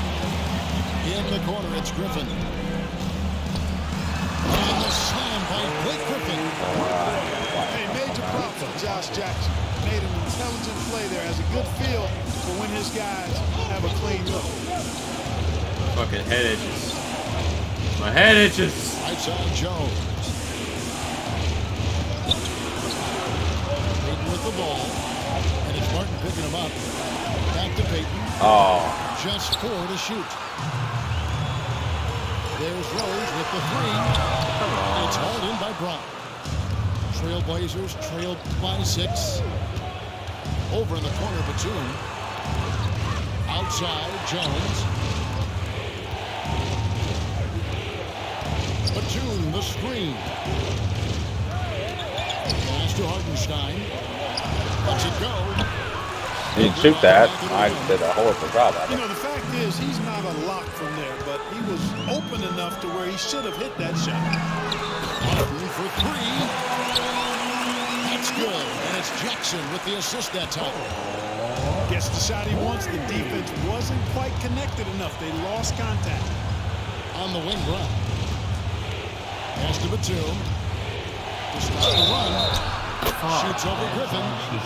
And he makes the bucket, gets the whistle. And now a 3-point play chance here. Even when you don't make a 3, you make 3. You know, that's where the high release point of Batum worked to his advantage. Allowed him to get that shot off. I haven't made a shot in this game. Revamping on the fly. A lot of changes. But Come on, dude. He made a bucket, bro. they're hoping to keep the Blazers relevant. He's been like 0 for 2 or 0 for 3 on jump shots. So good time. 3 seconds separate the shot clock and game clock. And they hold a huge advantage on the backcourt. That's been the key to this league. I mean, they've really dominated the glass. It's Martin on the wing. And it's the Hornets, another 3. Knows how to run the team, guys, and facilitate it for him. Rose makes those around him pay. From deep. And so we conclude the first half. It's Charlotte. They lead by 12. And we've got more NBA action. action on 2K Sports coming your way after this break. The Trailblazers, 48.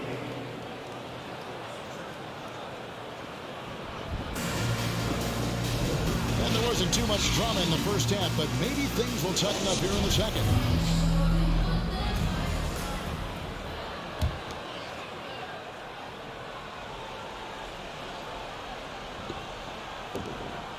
Trailblazers trailed by 12. Over in the corner, Brown. That's good. Too, And just it's staring Peyton like, with the assist. wow. Brown's got 9. D there, guys, was pretty much non-existent. I mean, you can't leave a good shooter like that open. Lets it go from 11. And Charlotte again with the bucket. Not a lot of resistance on the inside, and they're taking full advantage. The play in the paint has gone almost entirely all their way. And Damian Lillard with the jam. Outstanding handles from the Trevor guard. Lillard crafty with it in his hand and can create for These anyone. guys help. And that one, good. Again and again, they're dissecting the defense Why and is it- creating those high percentage looks from inside. And even under pressure in close, I think they've still done a good job maintaining concentration and converting the opportunities. Pass to Jokic. Count that one. He's got 12. They're getting on a roll inside. Last three field goals have come from the paint. And it's Lillard missing.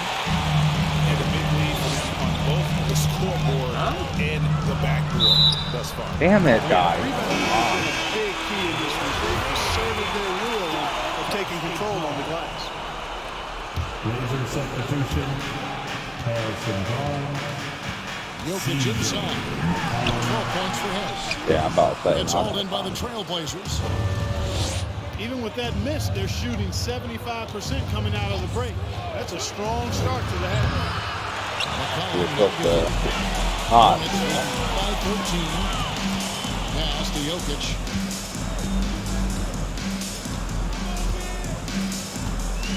Embiid with it.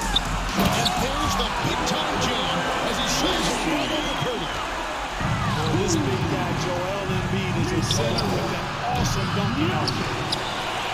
Every mishap is rolling to his hand. What an impressive performance. Tell you what, those are crazy numbers, guys. I mean, believe me, I was a good rebounder in my day. It is not easy to corral that many boards in one night. Damn, man, you saved it. Sends it back. It's 3-on-3 on the fast break. And here's Damn, McCollum I for three. Diversified scoring in this one for him. I love when everyone can get involved. A full team effort. My defense is getting shredded. To that shot quick. His feet were barely set, so the defender couldn't react. Damn, I can't. Barnes can't get it to go. Like, damn, I'm just losing games. Sometimes you can be too open. It may have surprised him, and that's why he missed. A key member of that 73-win Golden State Warriors team was Harrison Barnes. Here's the forgotten part of the famed depth lineup. Barnes, Steph, Clay, Draymond, and Andre Iguodala. There's a big piece of that 2015 championship team as well. Right around 3 minutes into the second half. Lillard looking around. Damn, it didn't stop. No good that time either. He just has not been himself this period. Just too inconsistent up and down at the offensive end. Back to Rozier. Shoots over Lillard. And he gets it to go off the back of the rim. And it's 8 points for Jerry Rozier. The ball movement on this run has been fantastic. It's a big part of why they've been able to get these good looks. The three from Barnes. That falls. Nice feed that time from McCollum. 3 points. We're going Barnes on has got 9. the Hey, run when you here. lay off of Harrison Barnes, he's going to go right up on the couch. Jones, no luck. And so Siakam will bring it up for the Portland Trailblazers. Okay, that's It's what an it is. 18-point Get game. bomb. Pump fake. But still, eventually you got to feel like we'll start knocking those down. Pascal Siakam. And the foul called on Pascal Siakam. Personal foul. The That'll pump be fake, his I think. second foul of the game. Now here's Rose. 8 points for him. Oh, Griffin in position. He makes good on the way. And this has been a great job of just getting into the middle of that defense and really scoring effectively from the paint. Pass to Barnes. Shoots the three. Three-point range. Barnes has got 2 now from beyond the arc in the third for Portland. To the left side wing. On deep. Lopez, no luck. Trailblazers trailed by 17. And here's Batum. And here's McCollum for 3. And Oladipo pulls it down. I wouldn't be surprised if he gets yanked soon. I mean, that's how bad his shot selection has been. Well, you know, stopping him is never easy to do, but the defense was strong there. Pass to McCollum. The offensive rebound. Second shot opportunity. Right on the bucket. 8 points for him. And watch Siakam just spring up for those offensive boards. Athletic ability gets him to the ball so fast. Outside for Griffin.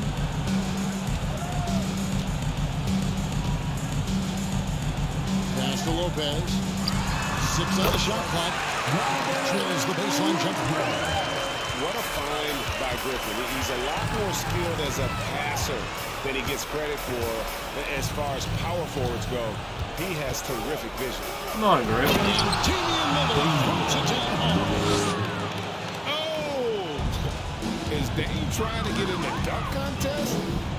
Looked like it on that incredible finish. Griffin. Got a piece of it. And he gets it back. A wide open look here for Oladipo. Shot's good. Yeah, that's Griffin making the play. Unwilling to let up even for a moment. That's his killer instinct. Really Just surprised. fanning out the fight. Yeah, I love the fact he doesn't play the score. He just keeps coming in attack mode. He doesn't know how to step off the gas pedal. Jones, no one around him. Portland, no good that time either. Charlotte leading by 18. Rose with the ball. Jones covering. Pass to Griffin. Back to Jackson. Outside Rose. 13 feet away. A shot, no good. Let's go. Go. Portland the other way. Back to Jones. Good ball movement here by the Trailblazers.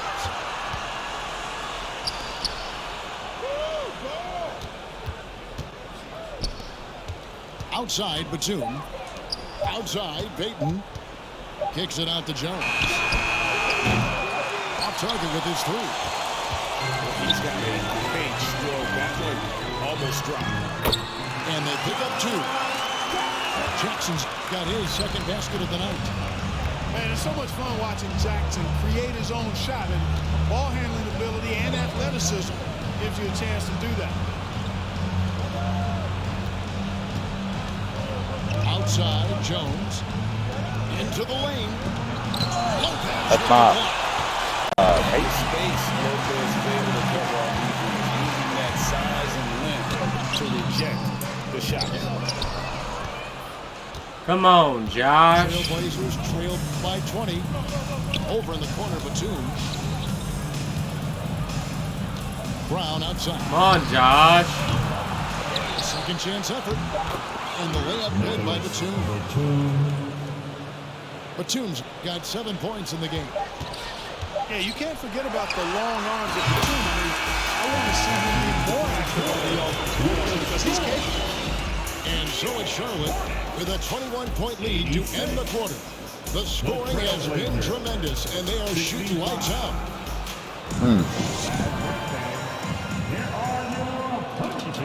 And as we head into the fourth, we'll see if there's a comeback in the works or if it's more of the same from the first 3 quarters.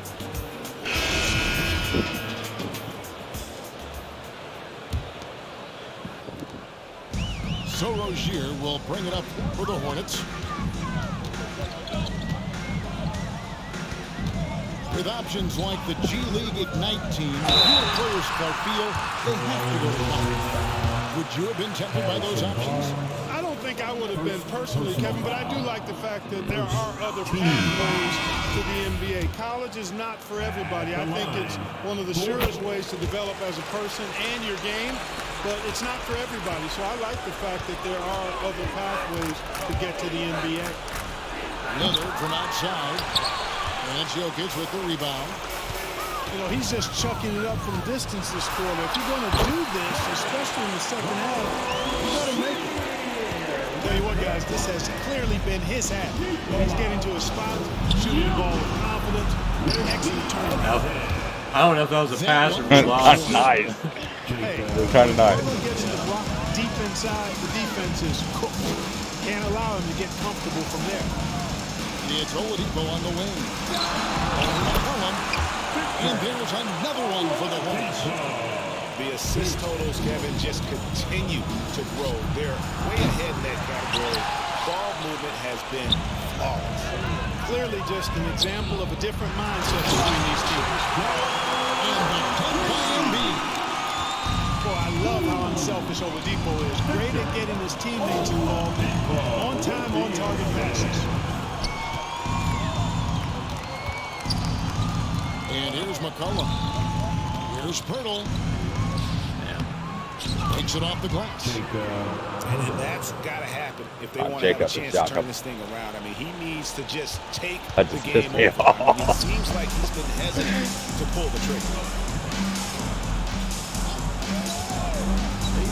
Jokic with it. What are you doing? And for coaches' challenges, the refs review their own play. It's a little like He was setting a pick in the fucking paint. I don't know what that was. Risk confirmation bias, and everyone wants to be right. It does seem like some calls stand that probably could be reversed. Boy, I'm absolutely shocked he didn't get that one to go. Usually he's money from deep.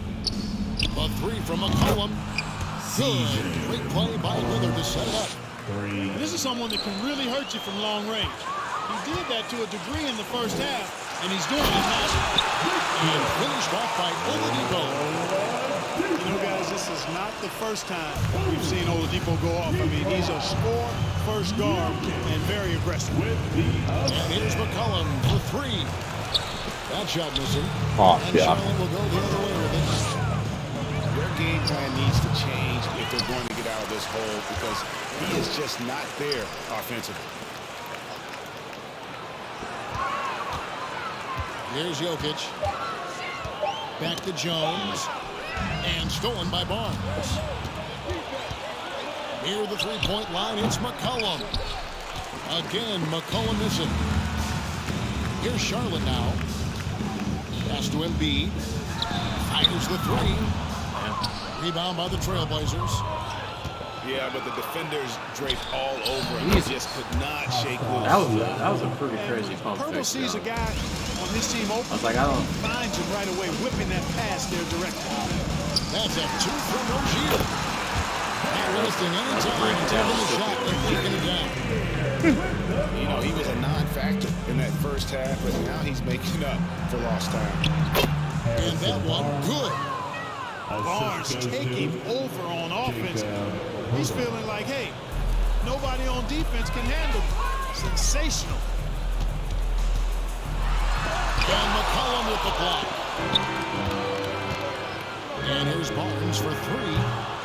Jokic grabs the miss. Hornets leading by 23.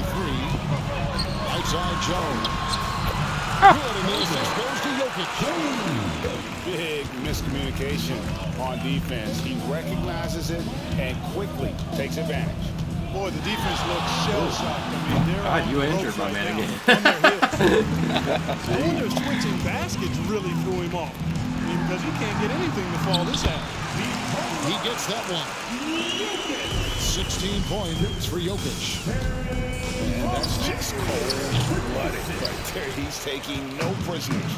Guys, when you're this hot, it's Yeah, I haven't shot those back. Let it fly. Keep staying. You're telling me Jokic is like 2 or 3 McCollum. inches taller than A Siakam, three. and you can't pass Hits it it over from him? three-point range. CJ McCollum. McCollum's got 6 That here in was this quarter. whacked.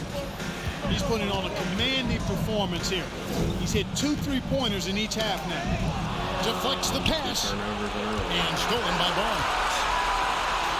And the basket by McCollum.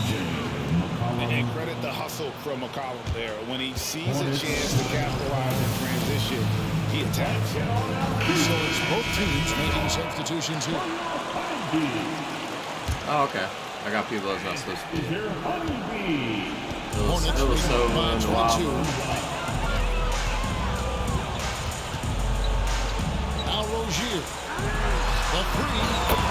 Good on the three-point shot. Rozier's got 16 here in the second half. You know, this has been a totally different half for him.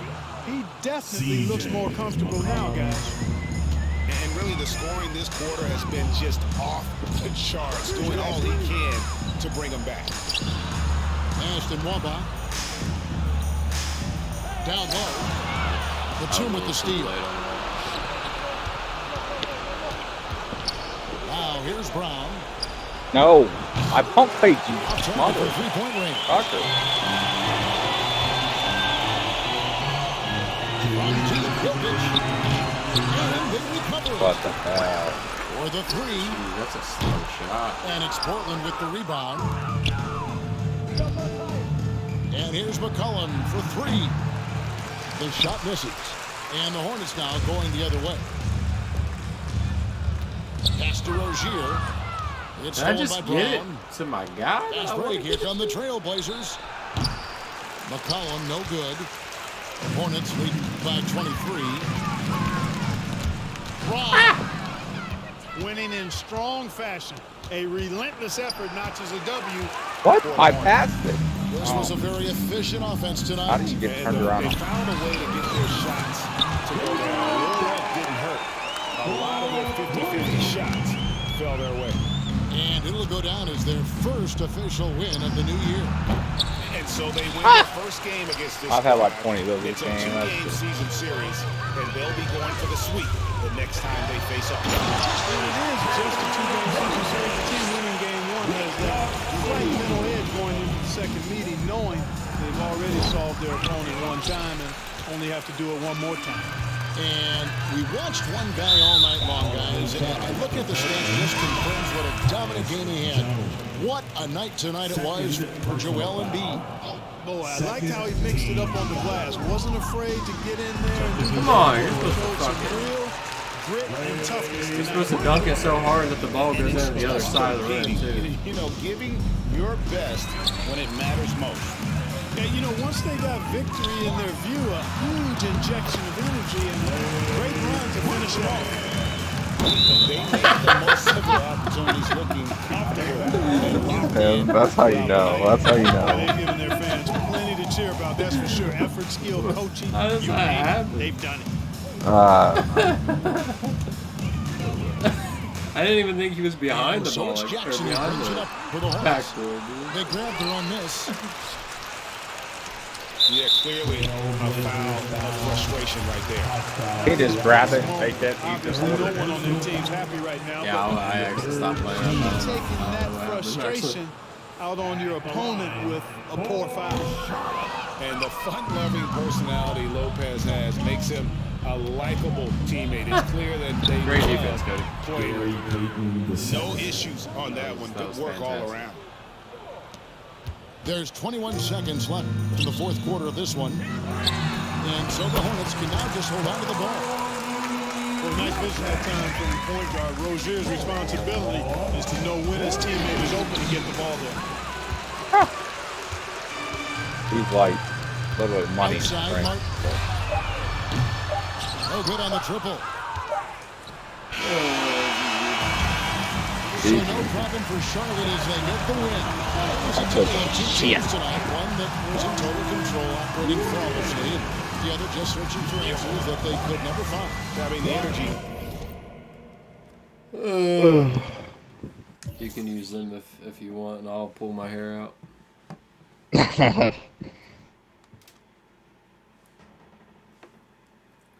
I want us to use one of these other teams.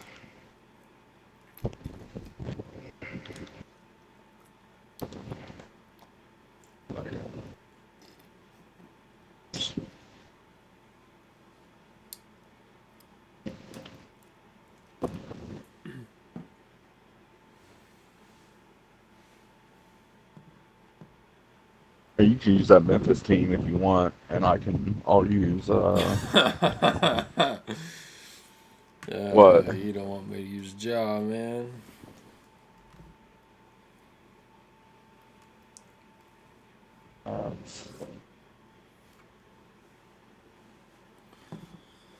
Fuck, it's hot. Why is that heater on right now? God, it's killing me.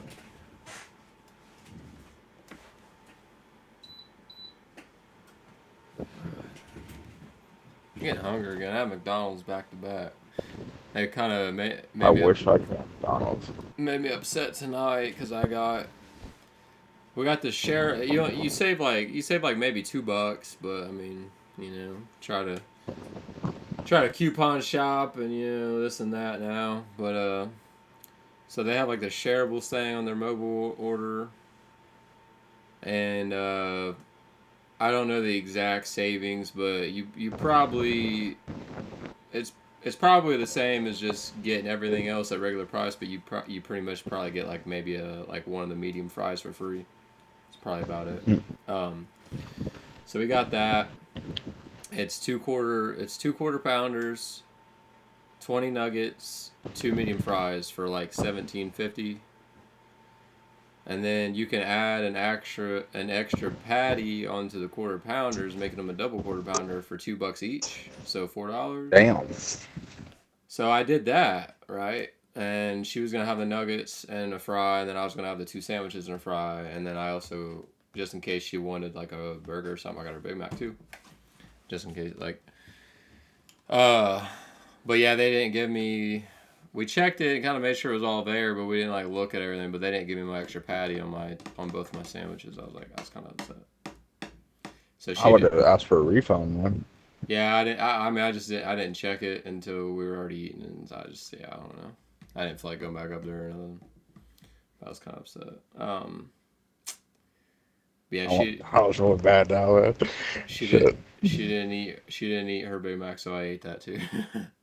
And then she didn't eat all the nuggets either, so I had like probably almost 10 nuggets too. Now that I think about it, what the fuck did she eat? She didn't. Now that I think about it, I ate everything. She filter fed. I guess. I could still eat more. Yeah, I had like 8 pieces of bacon, and that's all I ate today. Damn. Starving, but I don't want to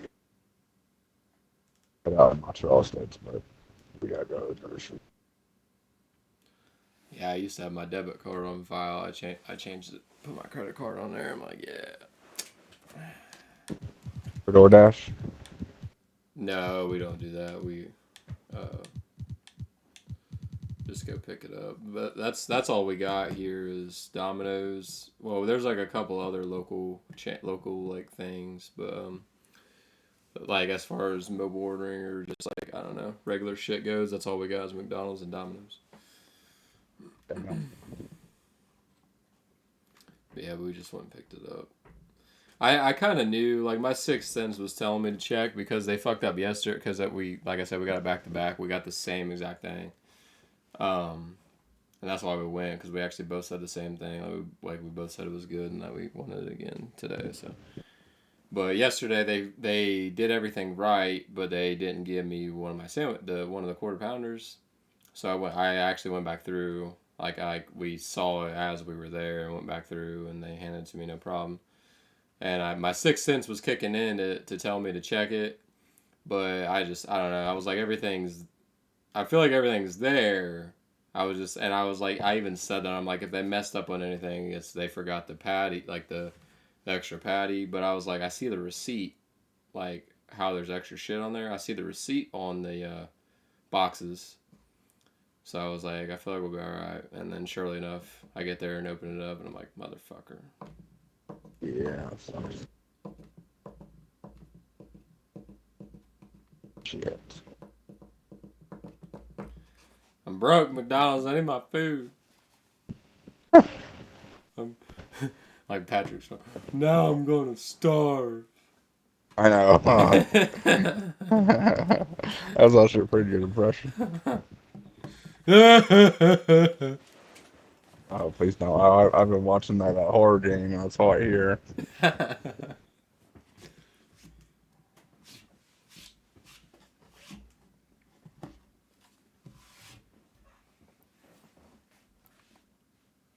Yeah, I could always do kind of Patrick's voice, but yeah, I can't fuck around and do SpongeBob or nothing. I can kind of, at least I think I can kind of do the Krabby Patty one, but like his laugh and shit, I can't do that. But the I don't know if I could do it now. I'd have to hear it, but because it's been a minute. But you like Krabby Patties, don't you, Squidward? That wasn't good. But yeah, I knew that's the line you were getting to. I knew it. I used to be able to do that better when I would have to hear it play for a couple times in a row to get it, and then I could probably do it. But yeah, I can't do that laugh or nothing. I'd like to see Post Malone try to do that laugh. Because the way you see what I'm saying, because the way he sings has that like fucking, I don't even know what you call it, but it has that fucking fucking thing, like the, I don't know. So he might be able to do it. I don't know. All right, so out of these teams, I'll read them off to you, and we'll obviously build them. But and then I'll pick one. You pick one. Okay, so the starting five for Milwaukee is Giannis, Middleton, Holiday, Lopez, Herb. I only have Lonzo and Zach on Chicago yet, so we would have to do a lot of work on. Jokic, Garland, Mobley, OG, and Buddy on Cleveland. Celtics are Tatum, Brown, Rob, Smart, and Harris. Tobias. So far, I only have Brogdon, Bill, and Leonard on the Clippers, so we would have to. Usually, you don't want to use Memphis, but I'll read them. Morant, Sabonis, Jackson, Payne, Brooks, Melton, Beasley, Clark, Holmes, and Bullock. They got their 10. Atlanta is Young, Aiton, Ingram, Isaac, and Dort. The Heat are Jimmy, Kyrie, Bam, Bojan, Bogdanovic, and Victor Oladipo.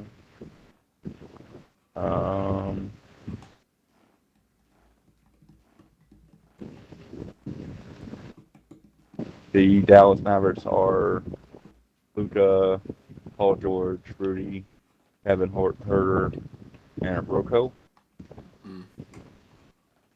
And then the Pelicans are Zion, Halliburton, Bridges, Turner, and Vassell. I have 4 on the Raptors. We'd have to do some work on that. But Shea, Jarrett, Allen, Andrew Wiggins, and Scotty Barnes. I have 4. I got to put Marvin Bagley on the Rockets, but I got Embiid, Harden, Murray, Hunter, and probably Bagley. And then I got 4 so far on Suns. We got to figure them out too. Grant, Booker, Paul, Finney-Smith. And then the Timberwolves are Towns, Edwards, Simmons, Jabari Smith, and Jaden McDaniels. And then the Portland team I just used. And then that's it. That's all I have so far.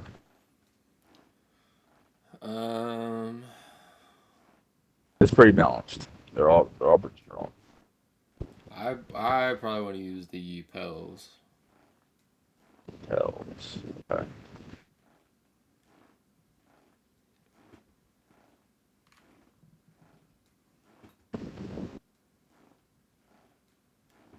Let me look up those guys here. I think it's gonna be Jose, Josh Hart, Kendrick Williams, Larry Nance, and Jackson Hayes, but I'm not sure of the bench. Let's see.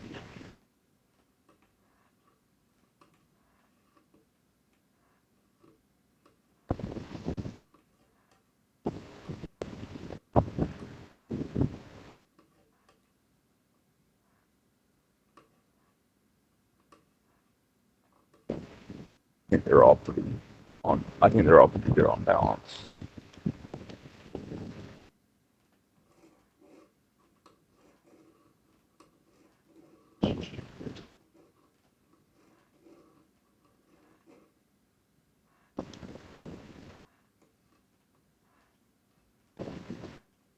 Yeah, we haven't got to use Zion a lot, so.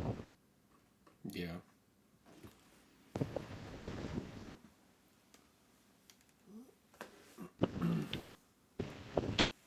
Okay, so balance. Jose. Oh, damn. Jose touched on balance. Larry's good. We'll probably keep Larry.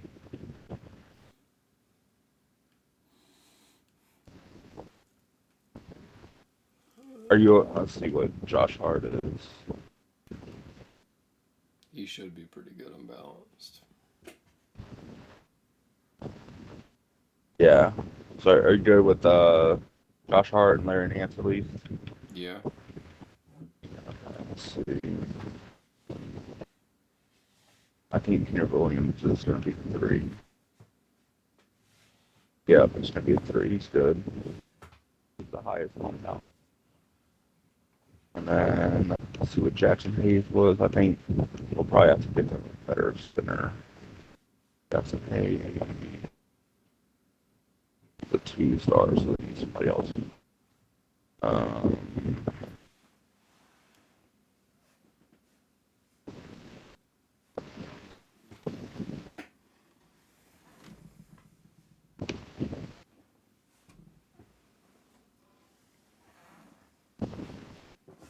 Maybe Thomas Bryant.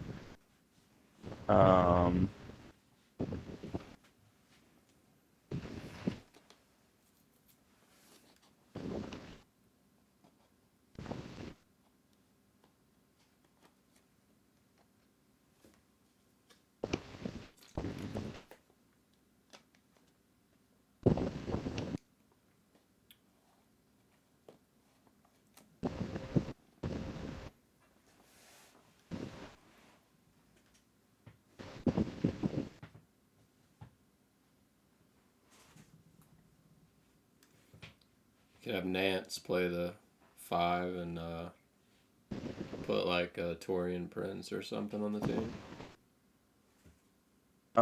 What about Mason Plumlee? He's a 3. Yeah, it's not bad. Nance is he's gonna get bullied if he's I mean, but it depends on the lineup. But let's see.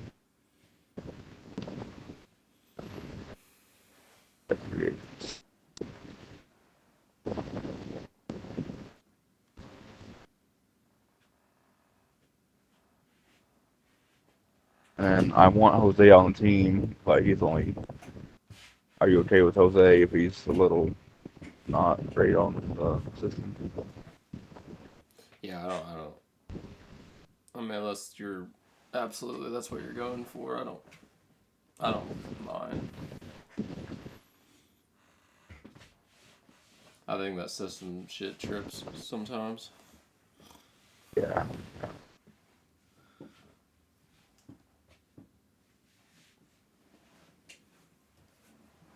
Jose's not the best offensive player, but I would still say for a balance, he should be like a 3, 3.5.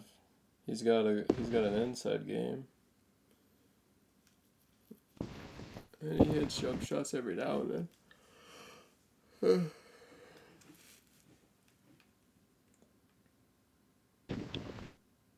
Dwayne Dedmon's a 3 for Edge. Yeah, we could do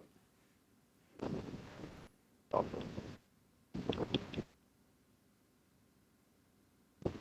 And then right. Yeah, I like Jose on belt. I'm up to speed a little bit too. That's bullshit. I think like 85. That's what I was thinking. Not like the fastest player, but I thought he was quick.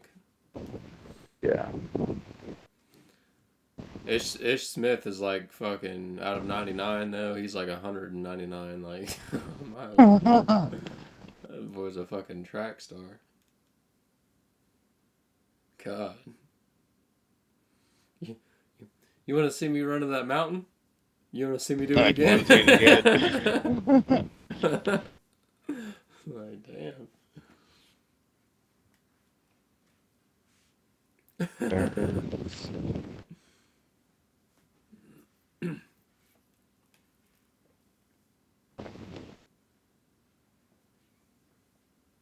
Yeah. Yeah, he's pretty shit. I gotta look over the Nuggets roster now to see who their point. I just can't believe they gave up Highland. Like, He fell out of the rotation. Like Kevin Love might get bought out. He's not even playing at all anymore.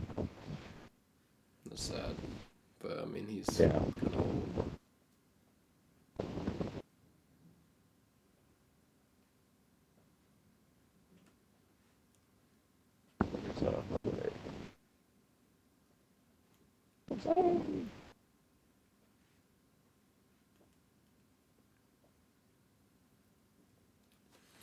Yeah, I know they have Ish, but like,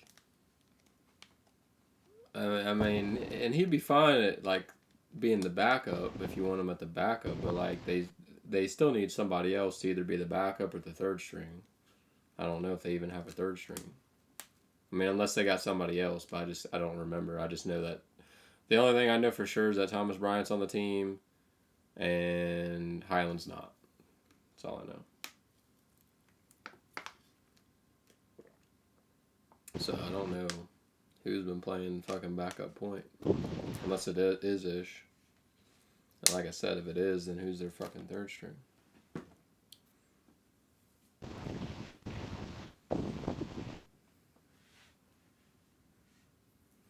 I think they were using somebody that was two-way or something. Maybe I'll have to look.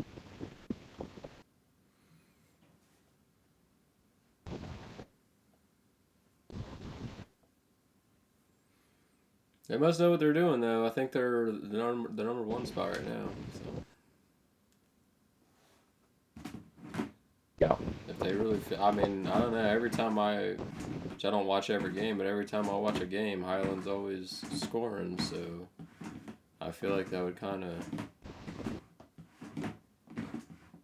take away from that. But I mean, I don't know. I guess I got to figure it out.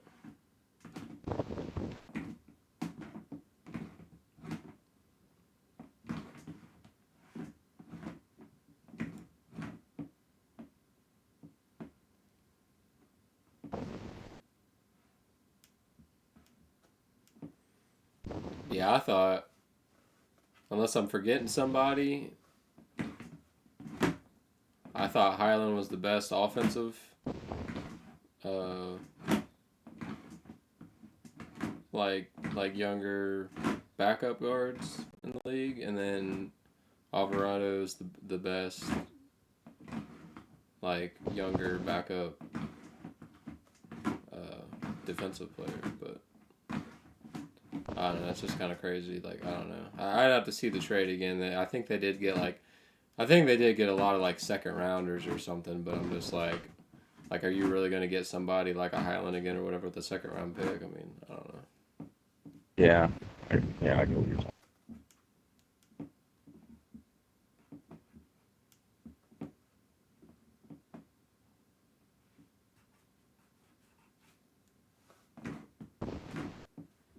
Trying to think who can not get destroyed by Zion here. What for your bench? No, you're using the Pelicans. Yeah, for your bench, you mean? No, I'm figuring out who I'm going to use starting. Well, if Zion gets in the paint, he's almost unguardable. So, I mean, Yeah. Joel Embiid,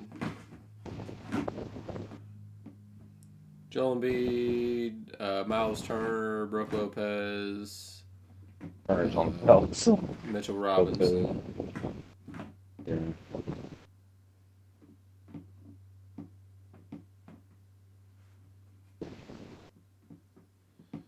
And even like Rob Will, even those guys are gonna have a hell of a time.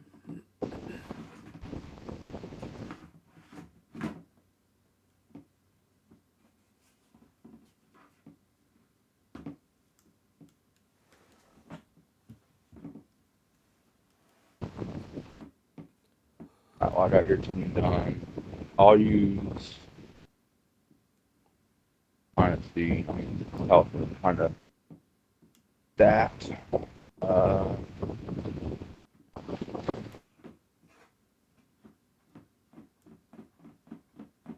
don't want to break into that Atlanta team.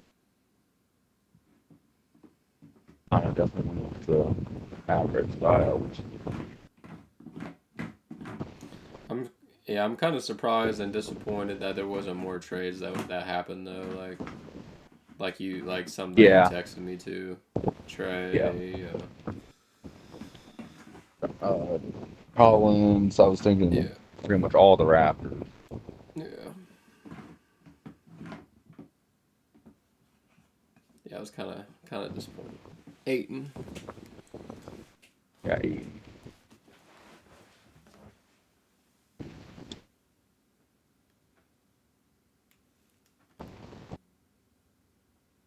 Because there was probably some teams that would have been interested. Like there was probably some teams that could have made trades with them players. Oh, sure, yeah.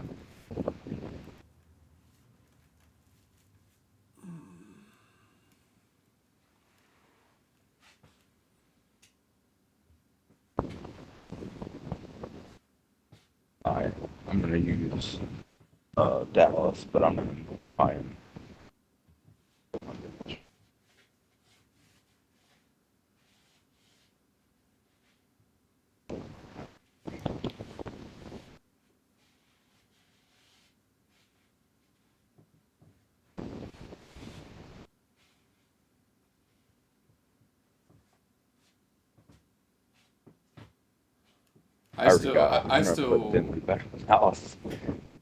I still like, which that's where you put Trey on the Raptors, right? Who? You put Trey on the Raptors, right? Trey? Yeah, is that what you did? No, Shea. Oh, okay. Yeah, as far as realism goes and shit, that's one of my favorites that I can think of is probably Trey and Capella for Fred and Pascal. Maybe like, a couple second rounds or maybe one first or something from the Raptors thrown in there, but maybe. But I like that swap because then Trey would have like a pretty damn good supporting cast around him. Yeah, he would. And then Murray could be the point guard for the Hawks, and then you got, I guess they would still need a center unless you have Pascal stay at center, which I don't love.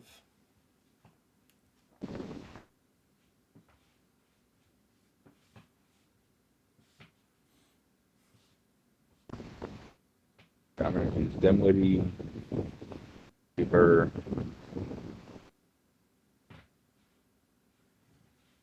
Yeah, you would have Fred, Murray, so you would need to get a center.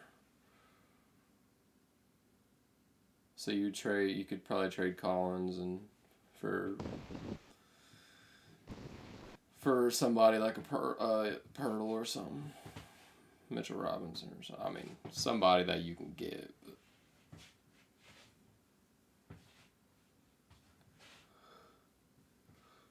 And then you have Fred, Murray, Hunter, Pascal, and then whoever your center was.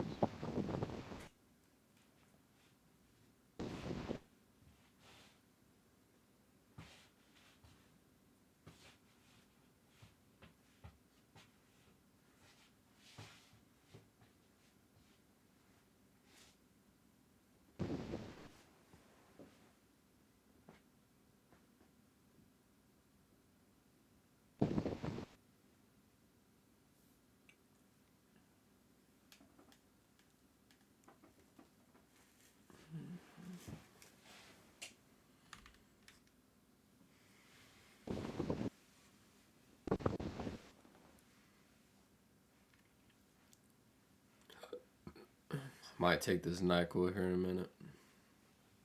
What? Sometimes Pass out. Well, sometimes like it hits in 10 minutes, sometimes it hits in 30, sometimes it takes like 3 hours. So it's like kind of hard to know when to take it. This got 10% alcohol? The fuck? She's trying to kill my ass.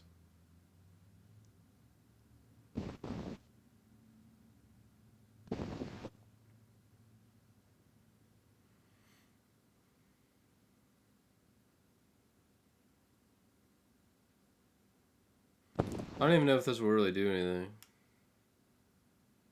Besides, obviously, it just helped me sleep. Which I guess is good in itself. But it doesn't even say anything about... Which, I mean, not a lot of shit does that. But yeah, like, really, I had an earache. It kind of went away. So hopefully that doesn't come back. It might. But it was mostly like a sore throat. And then just the normal, like, feeling drained sickness. But... Luckily, I don't have coughing or sneezing or any nose issues right now, so... Yeah. But I kind of had to come over not mention that shit. Oh, usually it gets worse before it gets better, so... Yeah. So, I mean, hopefully not. Hopefully it's one of the ones that go away quick and don't develop too much, but... I might not even be at the worst of it yet. So. I don't know, but hopefully this shit gets over with soon. So. Yeah. I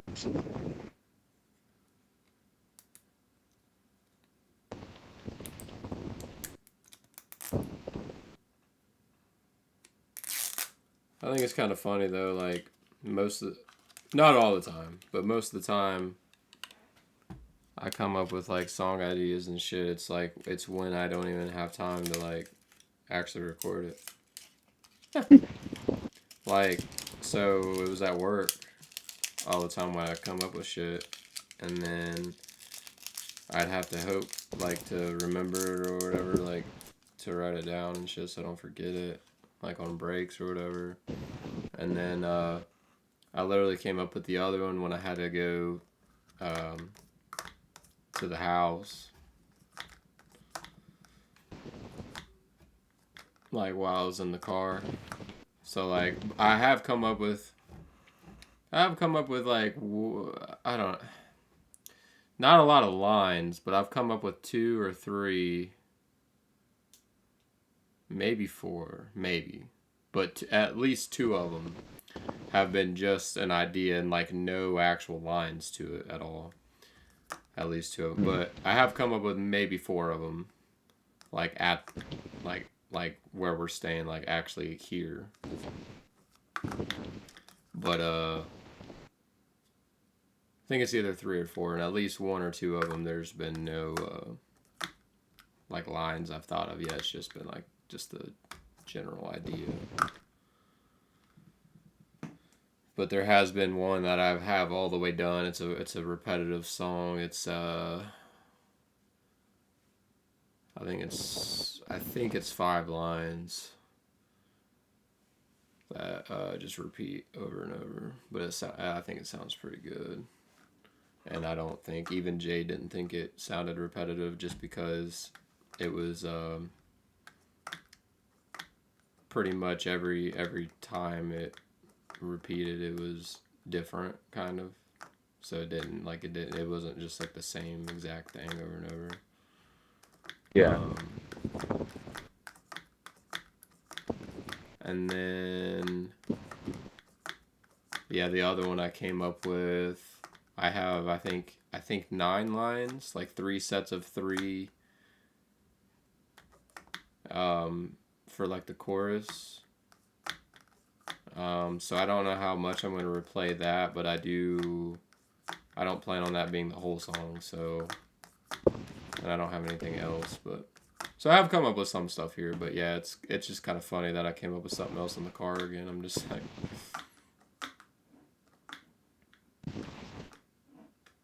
I think it's crazy to come up with it so easy. kinda, I come up with ideas, I guess you could say, kind of easily, like, I mean, I know it'll slow down more the more I do, like, and eventually I'll probably get to the point, eventually, I don't know if it's going to be a year from now, 2 years from now, or what, but eventually I'll get to the point to where, like, it'll be very, very challenging to come up with it, but that's the great thing about music, is like, and that's what separates, you know, you from being, you know, an average just artist, or a top like amateur artist, or a professional artist. Like, that's what separates is how, I don't know, like, I mean, that's obvious, but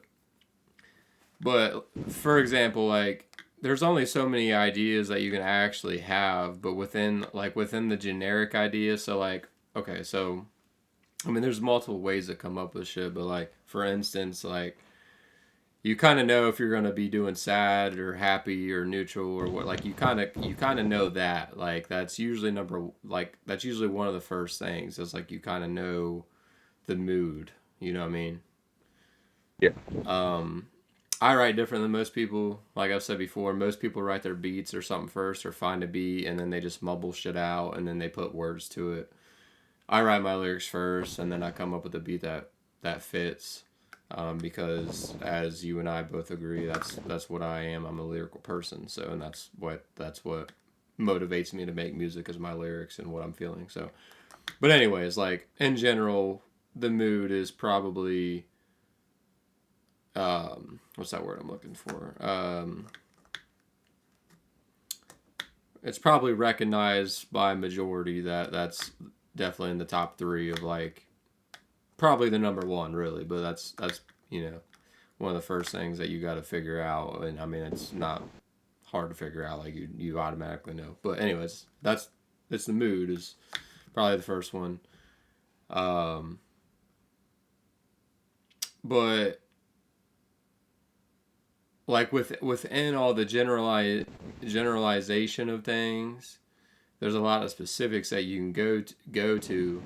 So, for instance, I do plan on writing a little bit, not as depressing and sad shit eventually, but obviously that's just where we're at, and I feel like there's not a lot of people that do sad, like, there's not enough sadder songs that people can relate to, and especially that's done well. So I mean, it's what I want to do anyways. That's where my heart is right now. But I feel like most songs you hear are just kind of dumb shit. Just like, I don't know. I agree with that. Yeah, just kind of like just nonsense. Just like just catchy shit that has no meaning to it, and it's just. I mean, maybe if my head was in a different place and I was normal and wasn't, you know, sad or whatever, then, you know, maybe I'd be into it. But it's just like, even if I wasn't sad, it's like I still want meaning. You know what I mean? It's like I just don't want it to be catchy and just like not really fucking mean anything, or I'm not really going anywhere. You're just writing about flowers and fucking, like, I don't know. It's just, I don't know. I just don't get a lot of stuff. But anyways, like, even if you get very specific, so even if you get 2 artists or even 10 artists, 20 artists, whatever, and you have them write according to a very specific guideline of shit, there's the songs are still going to be completely different. Like, and that's the beauty of music. And like, I can take, maybe not, it depends how specific you get, but like I said, all, like, in the mood of shit, pretty much most of my shit is either sad or like, well, pretty much all of my shit is sad. It just depends on how sad. Like some of it is like very, very deep, and then some of it's just like a little bit. So it just kind of depends. But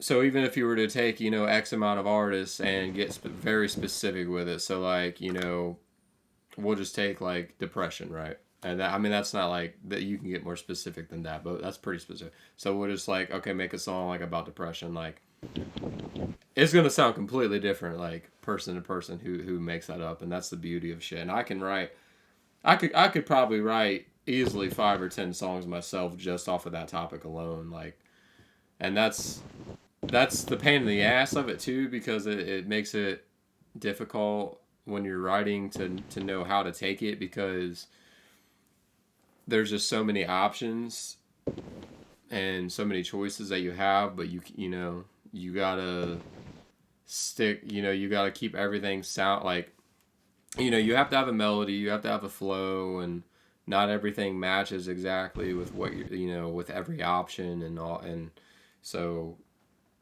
there's just, but it's kind of a double-edged sword. It's like, that's the beauty of it, but also at the same time, that's kind of what makes it hard, because there's multiple things that you want to do and you can't.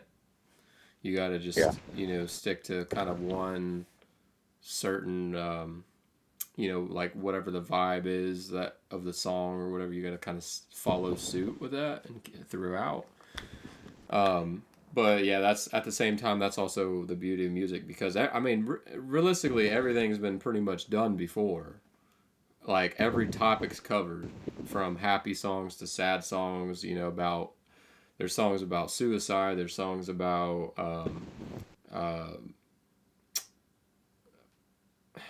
you know, like depression. There's songs about any and everything out, but the fact that new people can come in and write about the same topics, but just have a completely different song formed of it, that's what the beauty of it is. Just things, the topic of things can be, you know, same or the similar as something else, but it can give you a completely different feeling and a completely just different, you know, way it's done and shit. Yeah. It has their own way to articulate it. Yeah. Yeah, that's, so that, when I think about it that way,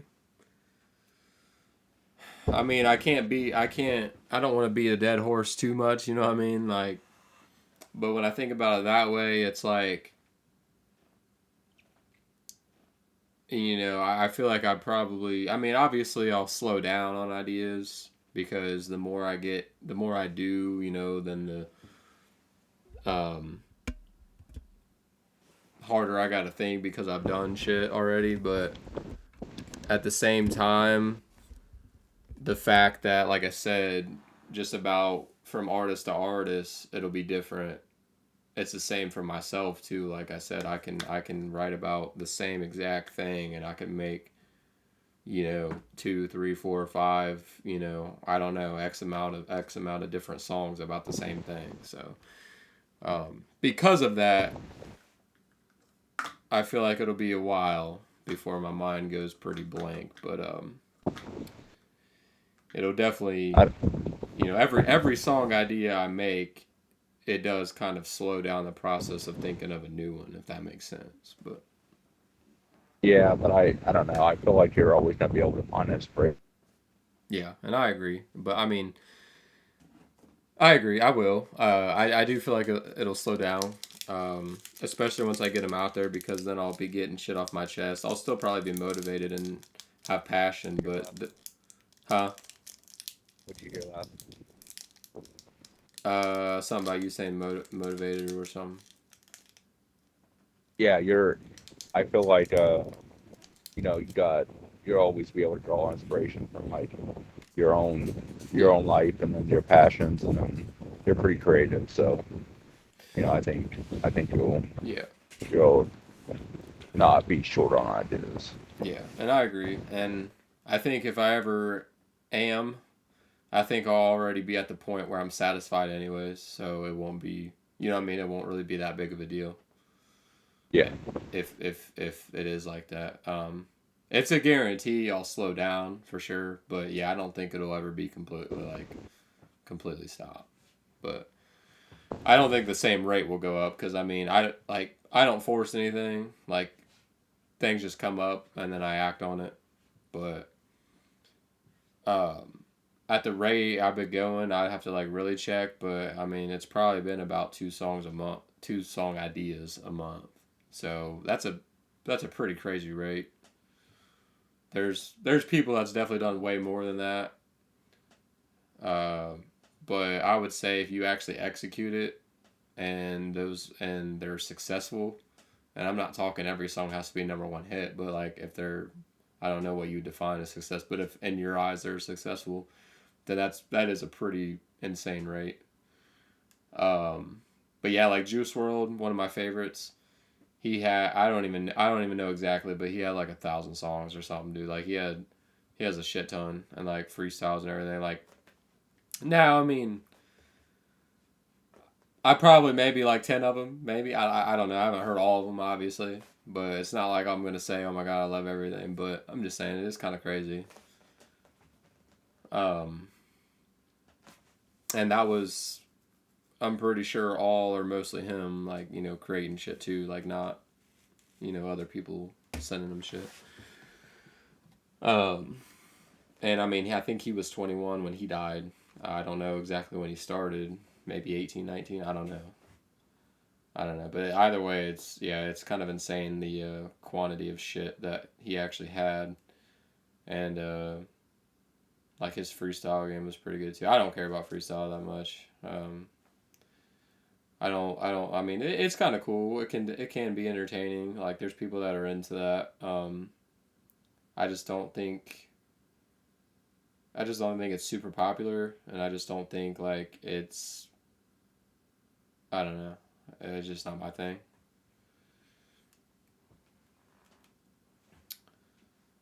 But yeah, he was definitely one of the better freestylers, for sure.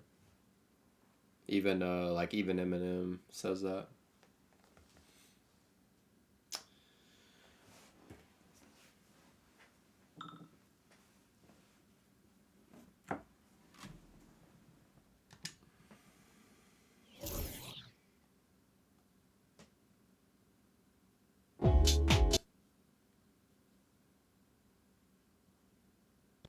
Chris and Dan.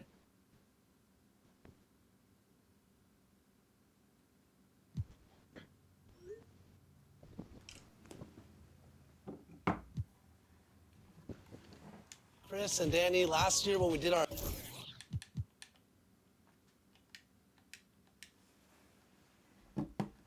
Did you not read my text? I just read it. Damn. I tried to send it right away because I knew you were talking.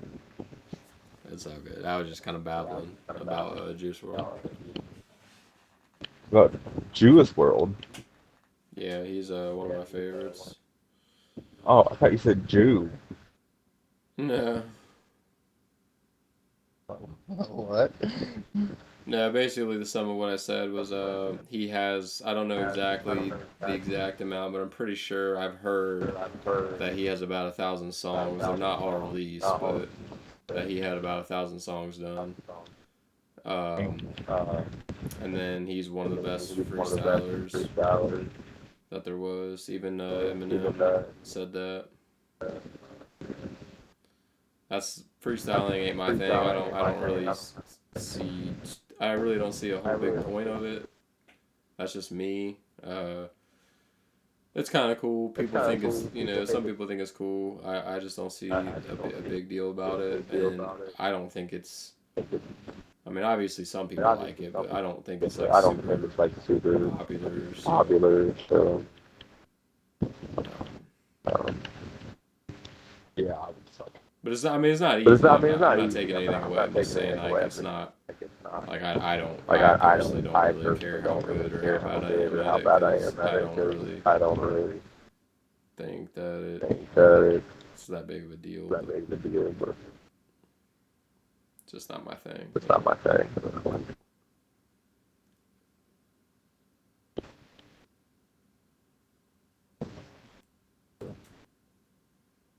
Make the season.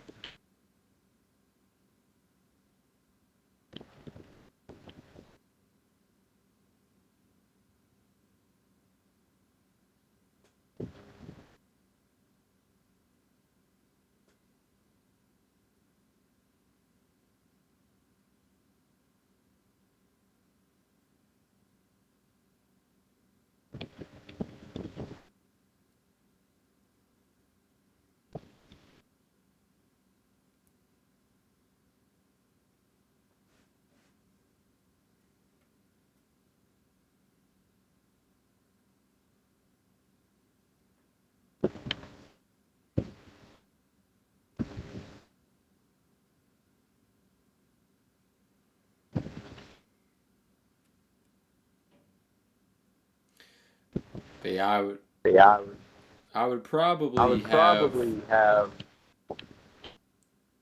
give or take five more song ideas than what I do now. If yeah, your shit's echoing by the way. I don't know why. Echoing? Yeah. Is that better? Nope. Is that better? La la la la. It's a little bit better.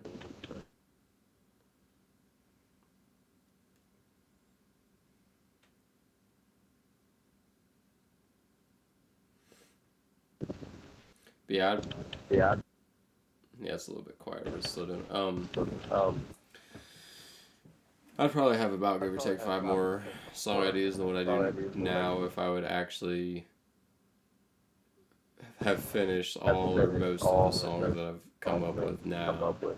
But it's prevented me from coming up with more just because I'm like, I already have too much on the waiting list, so I'm really like, I don't get mad when another idea comes up, but it's like, man, I really don't have time to work on that because I already got other shit to work on.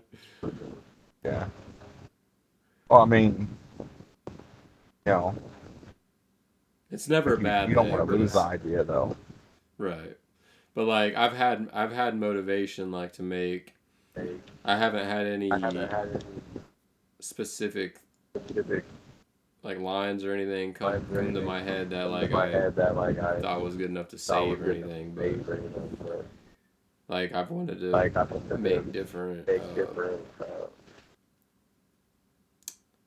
Kind of like energy. So like I thought about. Which I had some lyrics I was messing with. This was like 2 months ago or something. I don't remember anything now, but like I want to make kind of I guess more of an angry like rannish kind of song. I want to make some like hype like kind of. I mean, they don't have to be like gym related, but like songs that you get pumped up to. You know what I mean? Yeah. And shit like that, and I probably would have been able to come up with ideas and lyrics. I just didn't really think too much into it, just because, like I said, I already got a build up of other stuff.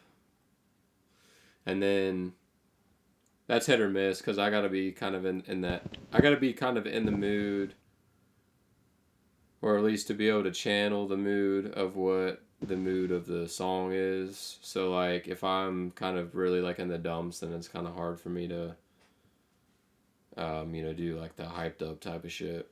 So.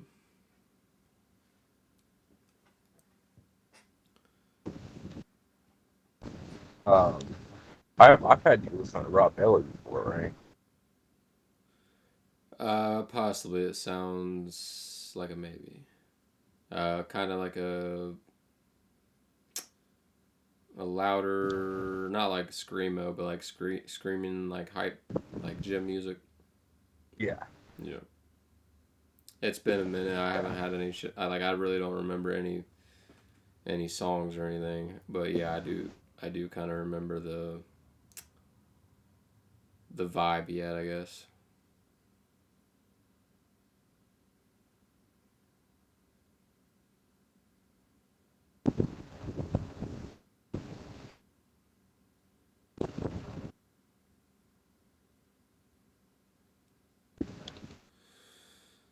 But yeah, in due time, I will eventually make some stuff like that in due time. Probably use it right now, man. Huh? The hype stuff. I could use it right now. But I'm not hyped at all. I said, I have been feeling like shit. Well, some stuff I've come up with. I'm trying to think of how many. I know there's at least one song that I've started. That's motivating. I don't want to say like, well, it's kind of hype. It's not like super hype, but it's kind of hype. But it's more along of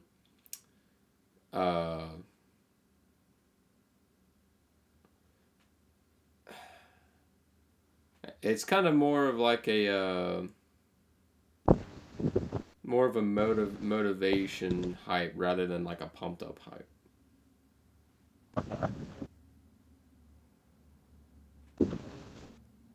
Still not bad. Yeah. So, but it's definitely a little bit of a change of pace than my other stuff. It's kind of a mix of like. I don't know if that might be. It's kind of like a mix of a little bit sad of where I've been, where I'm at, but motivated for what the future had, basically, kind of, without like giving too much away. That's kind of the vibe from it.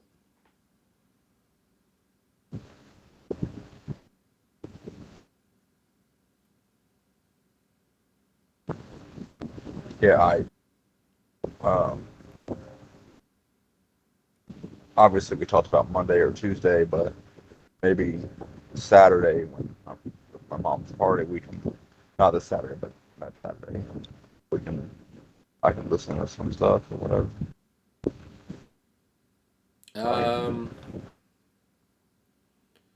Maybe. Because I probably could get it like on my phone or something. But as of right now, I don't have any. It's all just on the computer. So. Chris and Danny, last year when we did our Avenge Challenge, we had a you lot get of the chemistry, invite? and now we're just Nope. And now we're just trying to keep No? that going. I got it in one here way. today. Yeah, we got to even up that record overall. I think because I was Today we're ready to spamming do X, some trios so I think love. I deleted it. And you know what? We're ready to take Oh. on any affiliation. Because so I was spamming let's X spin to this pull thing it and up. figure out where we're gonna play at.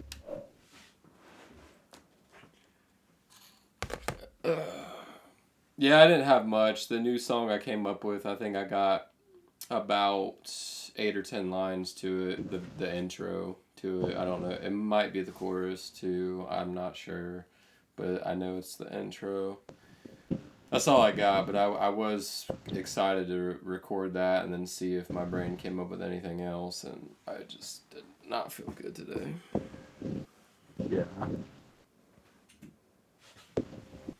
And then I was maybe, because I have one other song that I gotta see if I need to edit the vocals or anything, which like I've talked to you before about. I don't really plan on editing the vocals too much of anything too much, but as long as that checks out, I don't think I need any other takes.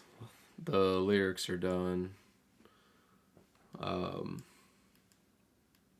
Which I'm pretty sure I already went back and listened to it and had it all done anyway, so that should be ready to put music to. So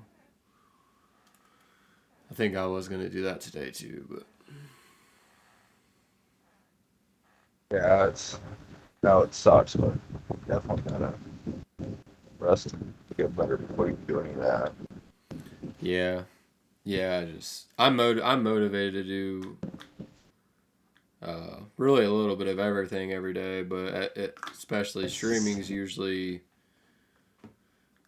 the thing that I do on, like, pretty much every day, but I like to at least do one other thing every day too. So it does kind of bug me, but yeah, I mean, if I ain't feeling good, I ain't feeling good.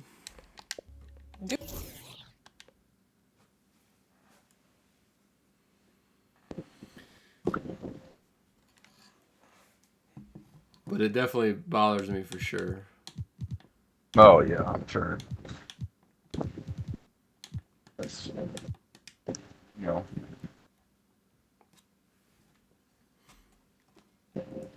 all you want to do, really. Yeah, and just with how financially it is, so I'm not working, so any time that I'm not being productive, I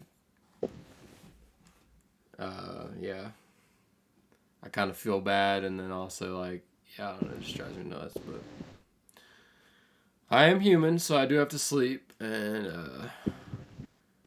yeah, if I don't feel good, then I don't feel good, so.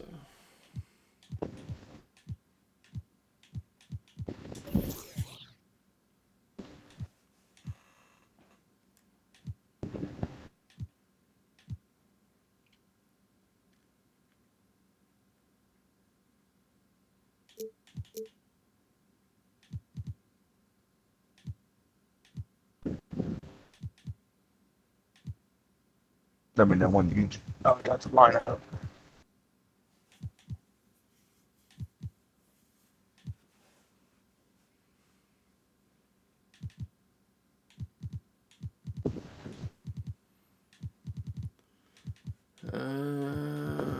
Deadman definitely needs more minutes. Let's see.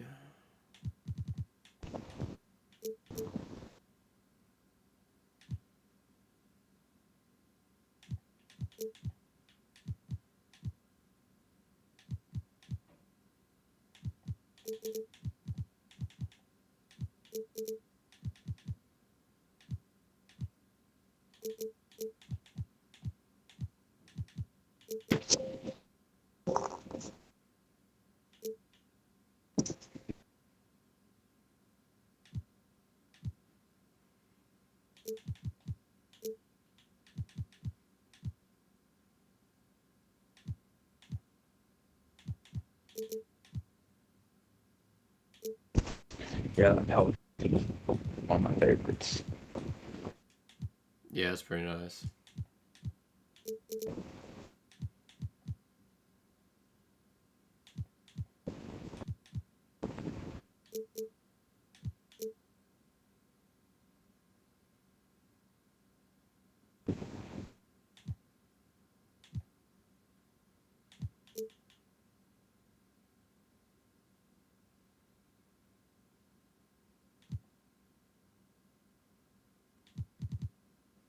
Alright, that looks pretty good to me.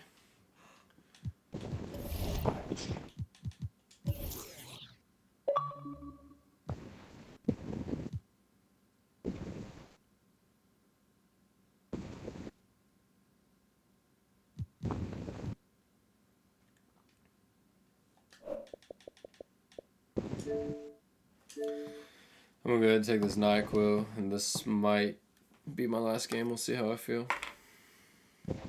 Alright, that's okay. I was actually, I'm probably getting off after this. Alright.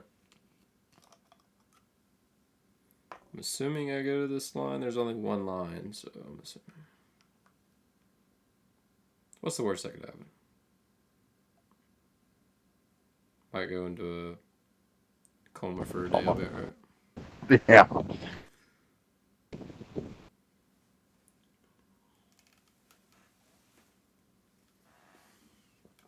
I mean, you only take down what the teaspoon tablet thing.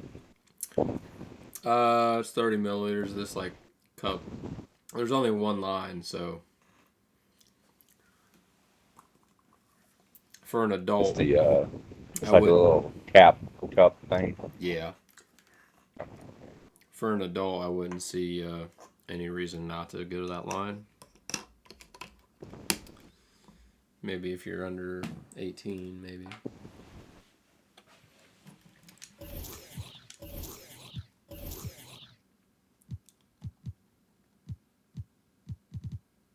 Hey, and the lineup's actually right.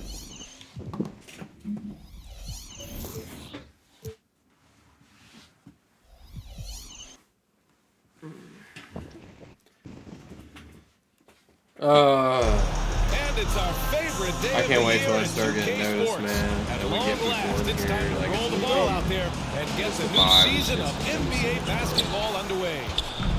With Hall of Famers Grant Hill and Doris Burke, this is Brian Anderson. Joining us from the sidelines, Allie LaForce.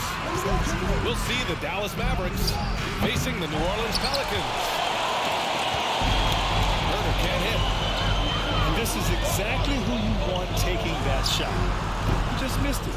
Better defense Good than I was shot, thinking. gone bad. Gotta finish there.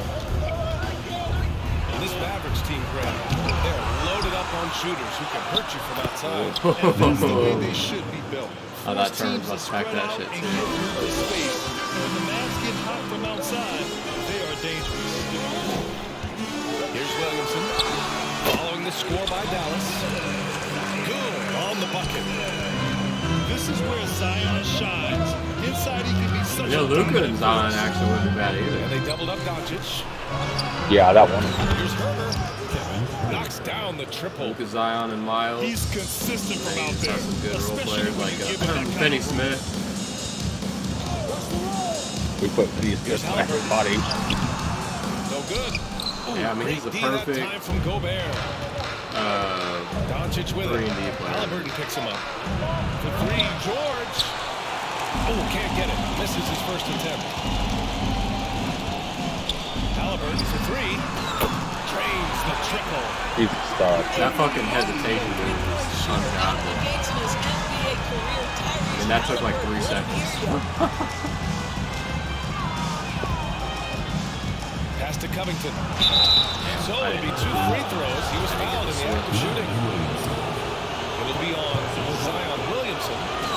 The officials were right on top of that one. Think about Robert Covington's path to being a valuable asset on the NBA roster. A guy who is undrafted out of Tennessee State, begins his career in Corey Philadelphia Smith with was a team that undrafted, wasn't too. trying to win, and now has become the prototypical Corey Gray was valuable undrafted. asset. Williamson misses. 3 guys I like. About 2 minutes gone by in the first quarter. Down low. Here's Gobert. For three, George.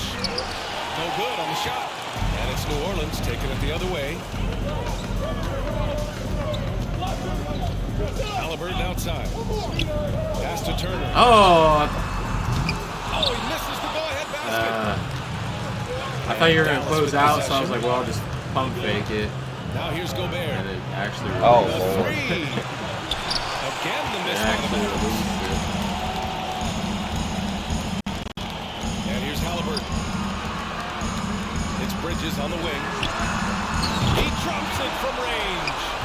He's so clever with the basketball, helps yet another Special on teammate defense. take Like, advantage of an that's open why I was like, maybe Finney Smith or somebody. Pass to George. Shoots over Bridges. Dallas, no good that time either. New Orleans in the lead. From outside the arc. Oh, no. It's rebounded by Dallas. Yeah, he's what I Here's thought Doncic. RJ kind of would have been. Doncic with the jam. I'll tell you this, Luka Doncic will never turn down an opportunity to finish at the rim. He's elite and loves those opportunities. Three-pointer. And Halliburton with the three. Halliburton's gotten a second bucket on the night. Now you want to get him going as soon as possible. Great Halliburton's way for him kind to of start this game. He's a guy who, if he gets hot, he can Halliburton's carry kind of offense a for long clunky, stretches. funky player too, like That's Luka. how you up the ante. Yeah. Like, you know, they're not And really you would the most expect rhythmic. nothing less from these two, taking pride and making plays. Boy, if you're going up against this guy in this close a range, you've got to defend everything you've got. A tremendous job defensively. Hey, every team wants a guy who can block shots, and they certainly want a guy who can hit threes. Miles Turner does both, man. Yes, he does, B.A. Miles has led the league in blocks multiple times. He also shot it well from the three-point range. He's just a unique skill set. It's really hard to find guys like Turner. LaSalle can't get it to go. And I'm surprised that didn't go down. I mean, I'm sure he is too. A nice shot by Doncic. Luka Doncic showing you right there he can play without the basketball. Ready on the catch. Timeout called. The Pelicans.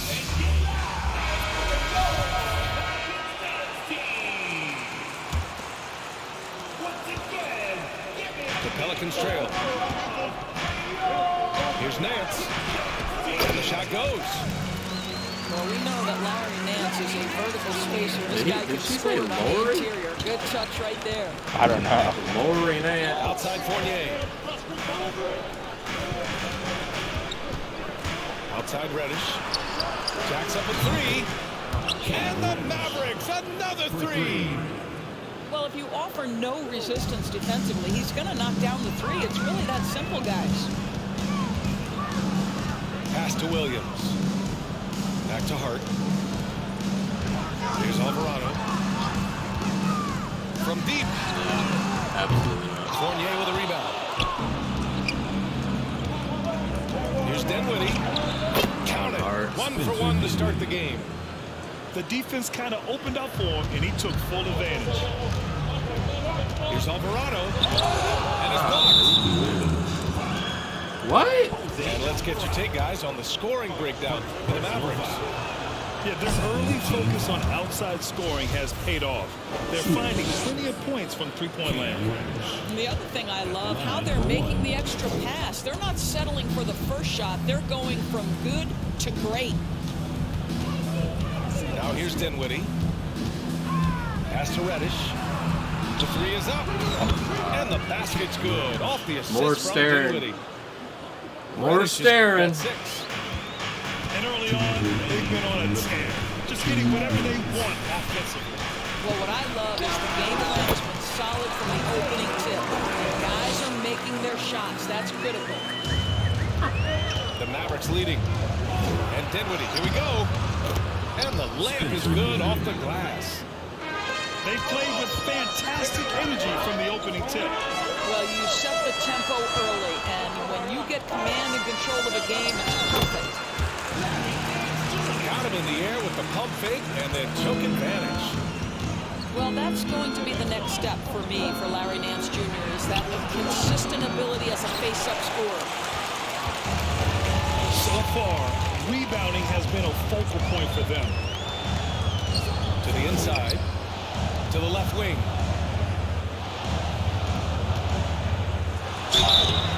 Oh, and there's the whistle on the shot. So 2 free throws for him coming up. An area where the Pelicans squad performed well this past season was on the glass.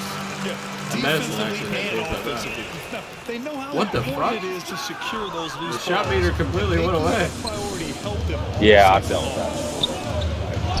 Josh Hart listed at 6'5", but he plays much bigger than that. He does. I mean, just so strong on defense in the post, BA. Often will guard up a position, and his rebounding numbers show he plays well above his listed height. Pass to Alvarado. Oh, Kaminsky with a steal. I don't know why he took so long to go up with it. Now George. Looking for his first basket still in this one. Again, the miss. Alvarado. He's giving his all, but you can't force yourself back on track. Unloads from 13. Second shot opportunity. Dedmon. Jesus. And he can't get that one. And George with some nice D. Takes a three. Here's Kaminsky. Soft touch off the glass. And the Mavericks lead by 9. Second chance points are always painful. Have to make the effort to box out. No doubt those extra possessions can really add up against you when you do not take care of the Really didn't play defensive glass. too bad. That's just obviously some possessions that were great, but really didn't think. And if you're just tuning in, we've got a wide margin on the scoreboard, but plenty of time left for a comeback. And before we move on, what do you guys think about what we've seen from the Mavericks? Well, coming into tonight, maybe you thought they were going to settle for perimeter jump shots. Nope, that's not the case. They've certainly made the commitment to pounding the basketball into the painted area, and boy, is it paying dividends. And from the sideline, let's nobody catch else up there with with Ali. you. Well, the Mavericks this season are trying to build a title contender around Luka Doncic, but not a lot of luxury tax in the room. Luka said, quote, I trust them. Whatever move they make, I have great teammates and we're playing great basketball. Right? Well, no one wants to see Luka in the playoffs, Ali. Thanks for that. Doncic right side. That's his third basket and 5 shots. Solid work. And their offensive execution has really picked up here in the second period. Damn. That was going in. All right, damn. Halliburton got his third bucket of the night. Tyrese Halliburton in a rhythm, boy. He is something else to watch on the pull-up jump shot. You can see it. Once this guy gets his rhythm, he is so hard to slow down. What an excellent night for him and his team. And the basket by Halliburton. Want to run your offense through him. A reliable scoring option. Doncic into the lane. Herman can't hit.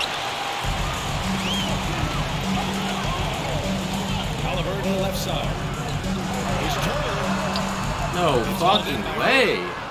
Boy, surprised he missed that. The defense bro. just good enough to prevent that bucket. Okay.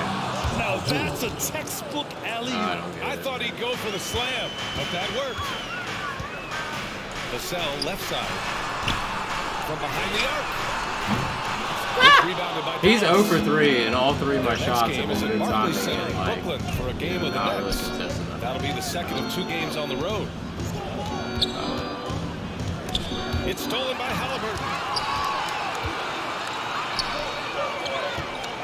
On the wing, Vassell. Boy, he's been patient so far. Nothing yet on the scoreboard. And there's the basket. You don't need him. Got Bridges going Chance at a crazy like three-point that. play here. Going to the line for 1. Grant's a shooter's league, and we're seeing more and more big men float out to the perimeter and knocking it down. Well, BA, the game has Oh. evolved. The shooting, particularly from the I don't know what bigs, happened is to that game. fantastic. But you I know, was not even. wish the bigs I was had a little bit completely more going the other way on diversity. mine. Don't mind shooting from the perimeter. Every once in a while, they'll mix it up and take advantage of your Throwing, size guys. mismatch Throwing. in the What's paint. this? Second team foul. Why? Further on. Oh. Now here's Halliburton. 11 points in the game. What happens to Tyrese Gobert's Halliburton not? is putting in work right now. This guy getting to his spots and scoring with ease. And Doncic, here we go. I find out that. Stolen by Bridges. Can't get the heat to fall. I don't know what he was thinking. Maybe settling a score with his coach? Well, that is inexcusable. That kind of shot selection won't do them any good. Dallas, no good that time either. The Pelicans trail. Here's Vassell. It's blocked by Gobert. This guy is an absolute menace. And What? I don't know. It's being, Unforced turnovers. I don't know, it's They'll being drive slow. your coach insane. So it's the Mavericks now. Outside Covington. Oh, not wasting any time and taking the shot and hitting it. Covington's got 7 points in the game. You're so The fucking assist weird. numbers certainly stand out. They've really emphasized ball movement here today. I don't know how Rocco or Gobert A didn't good have that. first quarter leads to an excellent second quarter. Riding the wave here. George's shot is off. I don't think I've hit No anything idea why before. he's attempting so many outside shots. It's not his day, and he needs to either look to drive or get it to an open teammate. Come on, Loco. The bottom line for this Pelican squad, they need to get better on the defensive end. It's about time because usually you were the one fouling me on 3-point shots, but lately I've been fouling your ass on 3-point shots. What has been holding them back? Well, BA, it's definitely not the offense, especially with the healthy Zion. If they can find a way to have greater consistency on the defensive end, then they can take a big step as a franchise. Dinwiddie left side. That Dinwiddie or Puts it fucking up Paul from 15. George, Jesus. Can't hit that one. And New Orleans will come the other way. Stolen by Dinwiddie. Doncic with it. Halliburton picks him up. Kicks it out to Dinwiddie. Lets the three fly. The rebound by Turner. Oh, shit. Here's Williamson. And blocked. That one goes careening off the glass. Fucking somehow is worn out. And stamina. Doncic's left side. Goes up with his right. I don't know what that was. Fades back. Count it. Doncic Oh yeah. got 7 now. I don't. With how much weird shit's going on, I really don't know how this is a 5-point game. The players take this opportunity to Because get my some team's Gatorade. throwing. Getting some fluids in you is so important during these Like, timeouts. Get fresh, keep those I don't know. batteries charged. I feel like I'm doing good shit. Without It's proper just hydration, fucking a weird. player can completely run out of gas down the stretch of a ball game. And that's something that none of these guys can afford to have happen. If you're going to battle all the way to the finish, you have to be hydrated. The Mavericks leading. Pass to Herder. From deep. It's rebounded by Dedmon. I know that he has the ability and confidence to sink that shot. But better luck next time, maybe. He has no And for fucking. most guys, I think you only want to take that shot if you hit a few in a row.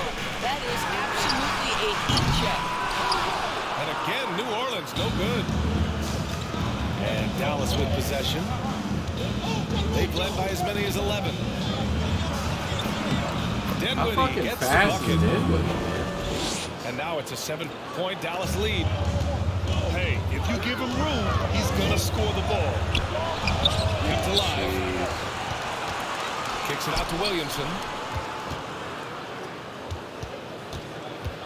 Pass to Alvarado. Just 5 to shoot. Just 5 to shoot. Shoots over Dinwiddie. Offensive rebound. Here's Williamson. Come on. It's Bridges on the wing. The three. The Mavericks pull it in. And that's exactly how tightly you have to guard him. Every sense to the mark. He's just that good. To the middle. I don't know.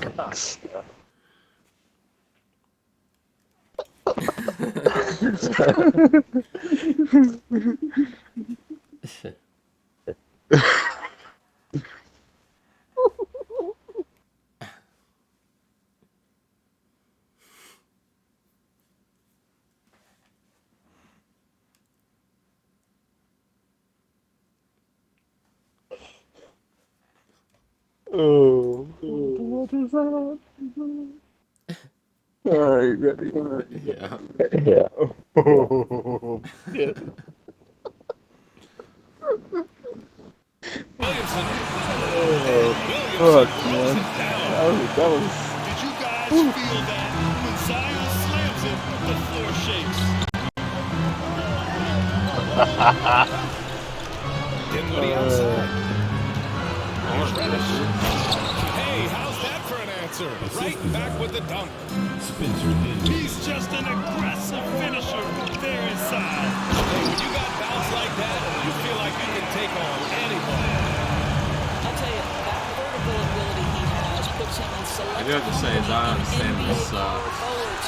May not have great size, but boy, he plays bigger than him. He has that confidence rolling, hitting 2 threes in the first. He hasn't had one since. Foul on Josh Hart. That's his first foul. Now, this kind of selflessness is great to see. Textbook positioning to draw the charge. And it's the Mavericks ball, leading by 5. Outside Fournier. Yes, and a nice assist from Dinwiddie. Fournier's got his first bucket in this one. Well, this is the kind of thing that will help that shooting percentage. Fournier in the high percentage area. There's 53 seconds left in the first half. Pass to Reddish.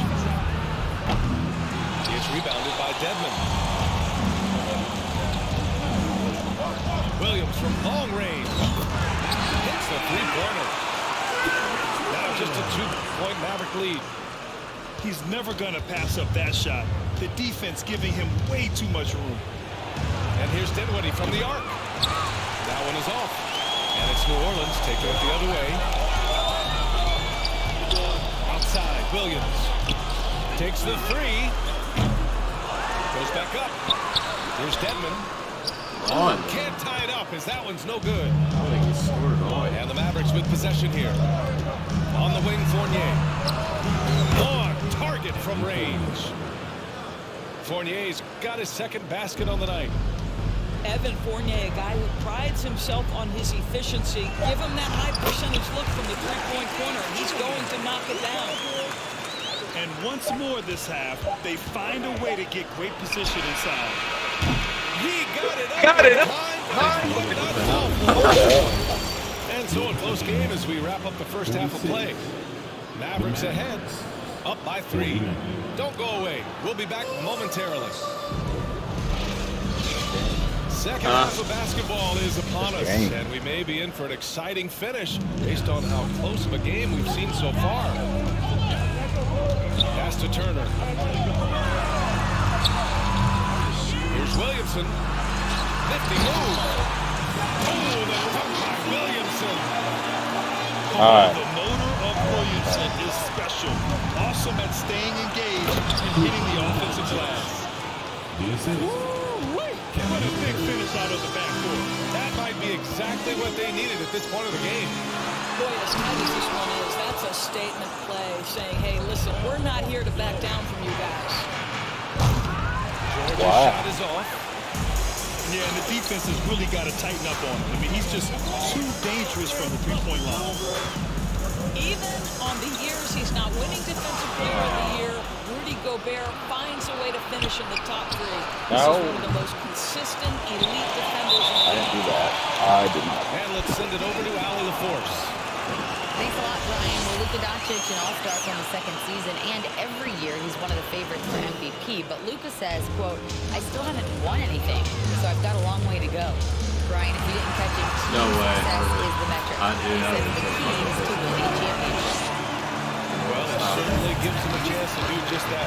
Thank you. The doors for Gobert, it still feels like he doesn't get the credit he deserves. And BA, at this point, I find that inexcusable. You just watch the game and understand the metrics to see the massive impact that Rudy Gobert has on winning. It is not only on the defensive end either. Picked by Gobert. Inside. Allen falls. Great setup by Doncic. Gobert's gotten his second bucket of the game. How quickly does Rudy Gobert move off the screen? His mobility makes him a tough cover in the pick and roll. Back to Halliburton.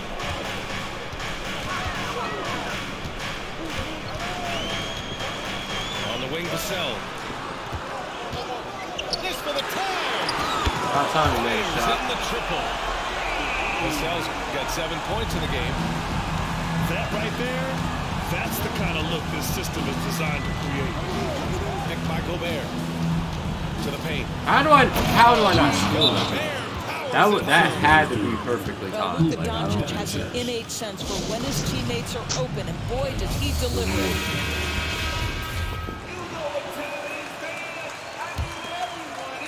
The Pelicans trail. To the middle. And stolen by Covington.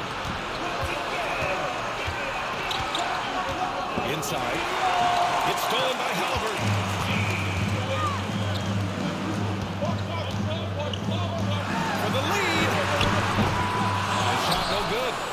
It's Dallas the other way. They've led by as many as 11. Blocking foul called on Mikael Bridges. First personal foul. Second team foul. Well, we're into the third quarter. Just over 2.5 minutes played. Doncic. The offensive rebound.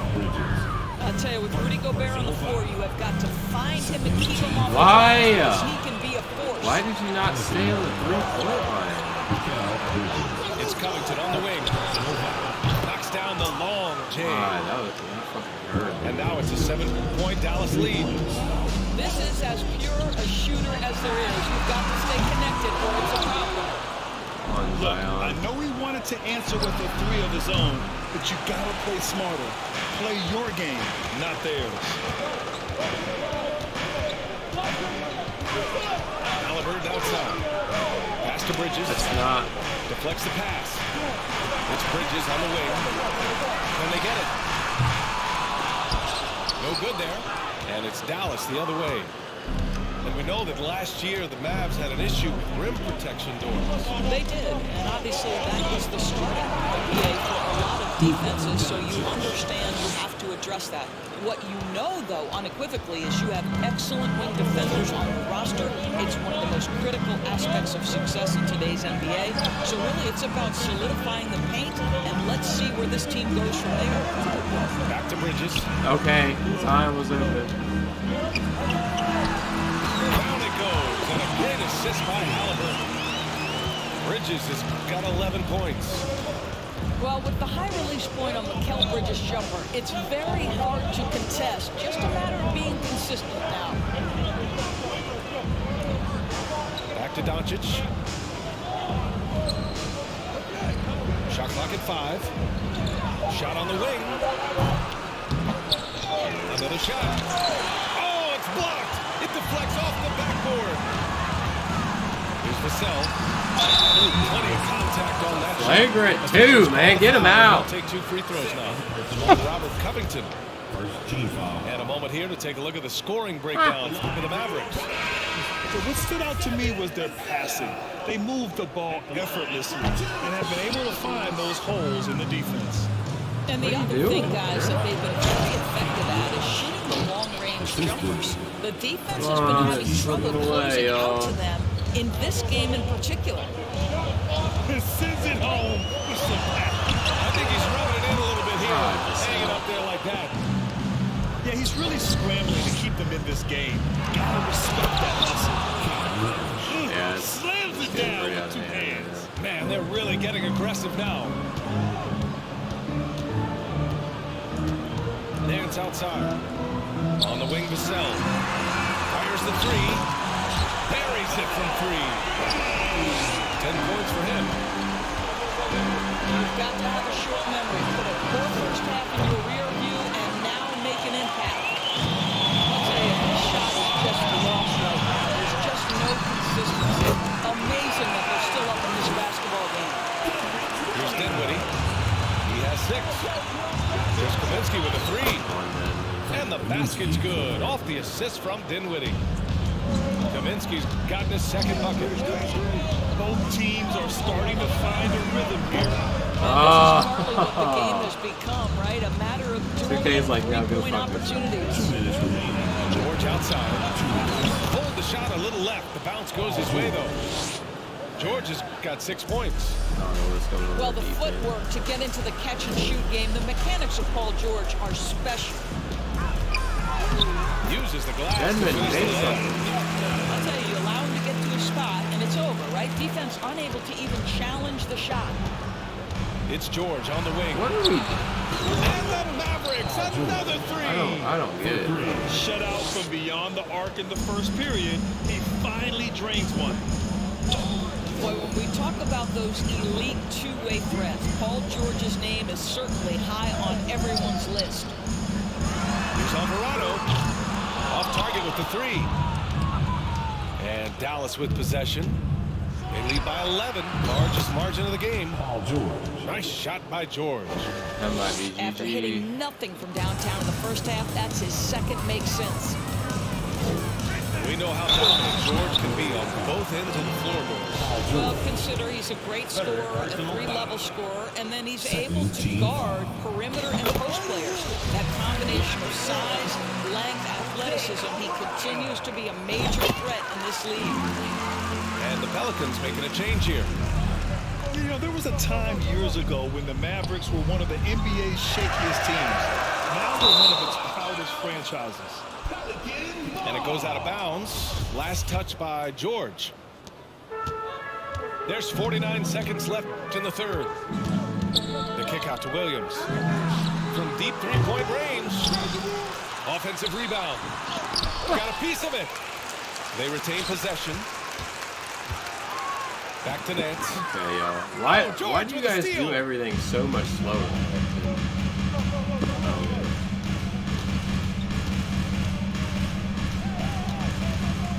Puts up a three. Hart pulls it in. It's impressive how they've overcome his cold streak tonight. Everyone stepping in to fill the gap. And such a nice move to make that bucket possible. I didn't get the foul. Impressive. I mean, challenging at the rim against length. You just have to love the aggressiveness. You have got to believe that you can score against size on the interior. How about the aggressive, assertive move there? And so it's the Dallas Mavericks ending the quarter up 10. And their defense has stood out, wreaking havoc for the opposition.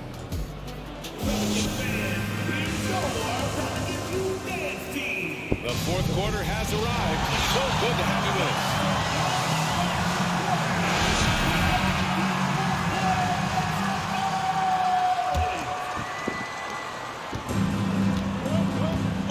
Dinwiddie with it. For three, Covington. The shot won't fall.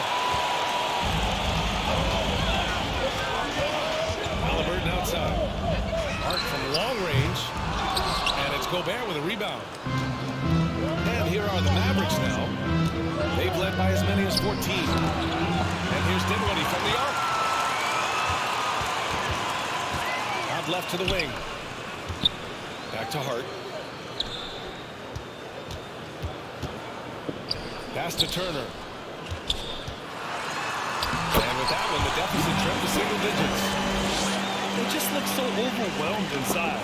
You know, that's why they continue to get attacked. The Mavericks leading. Here's Doncic. The baseline J is off the mark. Here's New Orleans now. It'll be the start of a three-game trip on the road. Halliburton misses. I was looking at my footing. He hasn't found the range lately. It's wild to think he had 3 triples there in the first half. Lets it fly. Can't get to fall there. He's 8 of 15 in the game. Well, the exceptional handle. Doncic has every move, can go in any direction. Look out, folks. Pass to Turner. Back to Halliburton. The kick out to Nance. Down low. And he gets that one. Turner's got 4 points in the quarter. It always helps to have a big who is willing to find open teammates. Larry Nance proving how unselfish he can be. What the? Now here's Reddish. The three ball. That's so fucking cheesy, bro. Traps in the three. I don't get this game. And you have to extend that defense. I mean, you really have to stay connected. I don't get it. Well, you know this. This is a guy who's... I mean, who in their right mind, especially what's supposed to be a good defender, who in their right mind fucking leaves a defender 15 feet up? Let's go down to the sideline and catch up with Ali LaForce. Okay, guys. Well, Willie Green had some advice for the team over that last break. No shocker, the amount of turnovers. I mean, I never give up, but that's probably the team fucking game. Stop giving the game away. We have to value the basketball. And we have to play smart. Clearly, he's not happy with the decision making, guys. Thank you for that, Ali. I mean, they've been relentless. Just keep getting shots at the rim. From deep, here's Doncic. Well, he had the defense's attention, dropping 2 threes in the first half, but he hasn't made one since. Again, Halliburton missing. He's lost his rhythm completely this quarter, but he's determined to stay after it. Oh, sweet move. Doncic. No, fuck, no Kicks way. It out to Dinwiddie. Pass to Doncic. Vassell with it. Now Herder defending. Williamson into the lane. Love how decisive Williamson is. He sees a lane to the basket, and he seizes it. And here's Doncic outside. Again, the miss by the Mavericks. The Pelicans trailed. Pass to Turner. And Turner with the dunk. And what an aggressive move to the rim. He's really trying to fire up his teammates right now. Boy, it's not hard to feel inspired after a teammate makes that kind of finish. Winger loves the defense. No matter you can't afford to give up these kinds of buckets. Let's look at the energy stats. How the hustle game has been going for the Pelicans. Their defensive intensity has served them well. It kept the offense scrambling and resulted in several steals. Another thing I thought they did well was pressure. They forced a ton of turnovers, turned those opportunities into points. You know, he may be kicking himself for that one miss, but establishing the two-possession lead was key. And here's Vassell. The three, Bridges. Doncic pulls He's kind down of the just board. like step to the side. I don't know why that's so hard to do. Oh, it's blocked by Williamson. Using that athleticism on defense. Love watching Zion get up and deny shooters. And you can count it. He'll go to the line with a chance at a three-point play. Boy, absolutely no rim protection, leading to a lot of easy buckets here. The Mavericks making a switch here. The three is up. George's shot is off. I'll tell you, this has not been his game, and he's making it worse with shot selection like that. Here's Vassell. And again, no good by New Orleans. He is too good a shooter, guys, to be left open like that. The defense just dodged a bullet there. He's trying to force his way into a rhythm, but that's not helping the team. That one's good. This game is all even. Vassell's got 5 points in the quarter. And that was the right decision. When you're in need of a bucket, you go to your most trusted guy. Well, you've got to earn trust and equity by making shots. Nice delivery there. Checking in for the Mavericks. Luka Doncic. Pass to George. No one near him. Second chance effort from downtown. What the fuck? Stolen by Bridges. To take the lead. And he lays it in. Looks like we're starting to see a pattern here. Not afraid to get in the paint and get wet. Bridges, Pass to George. They need this. Bridges, you're supposed to be one of the best defenders in the game, bro. Why are you being one of the worst defenders in the game? When the pressure is high, he seems to be the most locked in. You decided to double team Herder when I already had, like, I don't know. And here are the Pelicans now. It's a one-point game. Here's Turner. Why did you move? Out to the wing.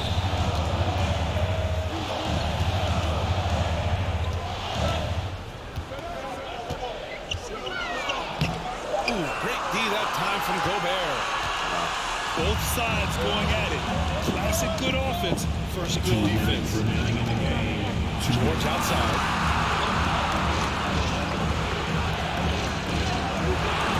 1:52 left in the fourth quarter. There's the triple. And the three-pointer goes. And it's a 4-point I Dallas lost lead. the words in this game. These are the shots we have come to expect from Paul George. This guy is cold-blooded. Pass to Bridges. And he drops in the layup. Fearless. Edward Bridges with the delivery.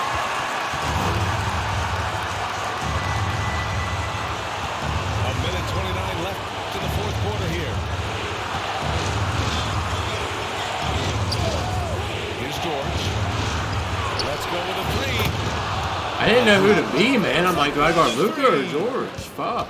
You can see Paul George is locked in right now. Big time shots demonstrate his elite level in the NBA.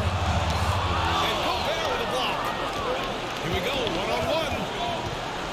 4-3. And again, it's George with a 3. George has got 24. They're really employing a deep range initiative here in the fourth. And it's It feels like they have worked their perimeter game to perfection. Like all my shots from him have been really good timing. From the outside, I think I don't know exactly. I'm probably like 3%.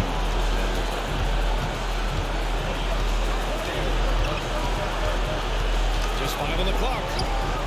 I don't know how you just push me behind him. You got to give them respect. GG. They're doing everything they can to close this out. Well, just terrific teamwork. Each guy doing his part. You love what you're seeing from them tonight. 9 seconds separating the shot clock and game clock.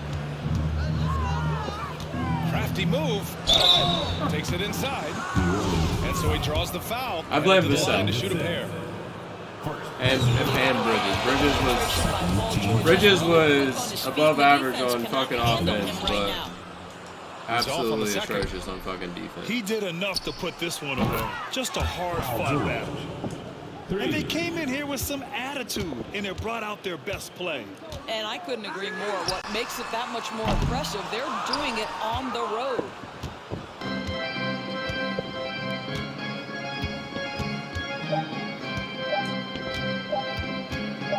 Three-pointer. No good there. And so it's the Mavericks taking care of business in this one. It ends up being a fairly easy road win.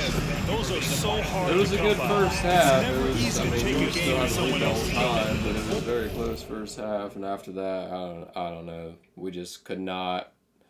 We just kept fucking getting 15 feet away from the guy in the corner. Yeah. I don't know. And Yeah, it was, that help defense is very reactive. It was Bridges too. It's like, okay. Well, he's just trying to help and. Yeah, let me see. I mean, I guess that's not bad, but 3 for 9 for Vassell and the threes. I mean, I guess that's 33%, which ain't too bad, but Bridges was only 2 of 7 too. Jeez, I thought I was actually okay. Yeah, I thought he did more. Yeah, fuck.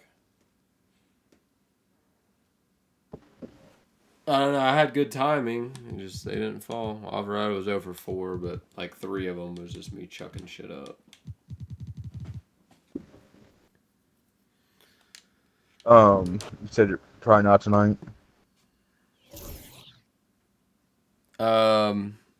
I don't know. I'll have to let you know what's going on. Alright.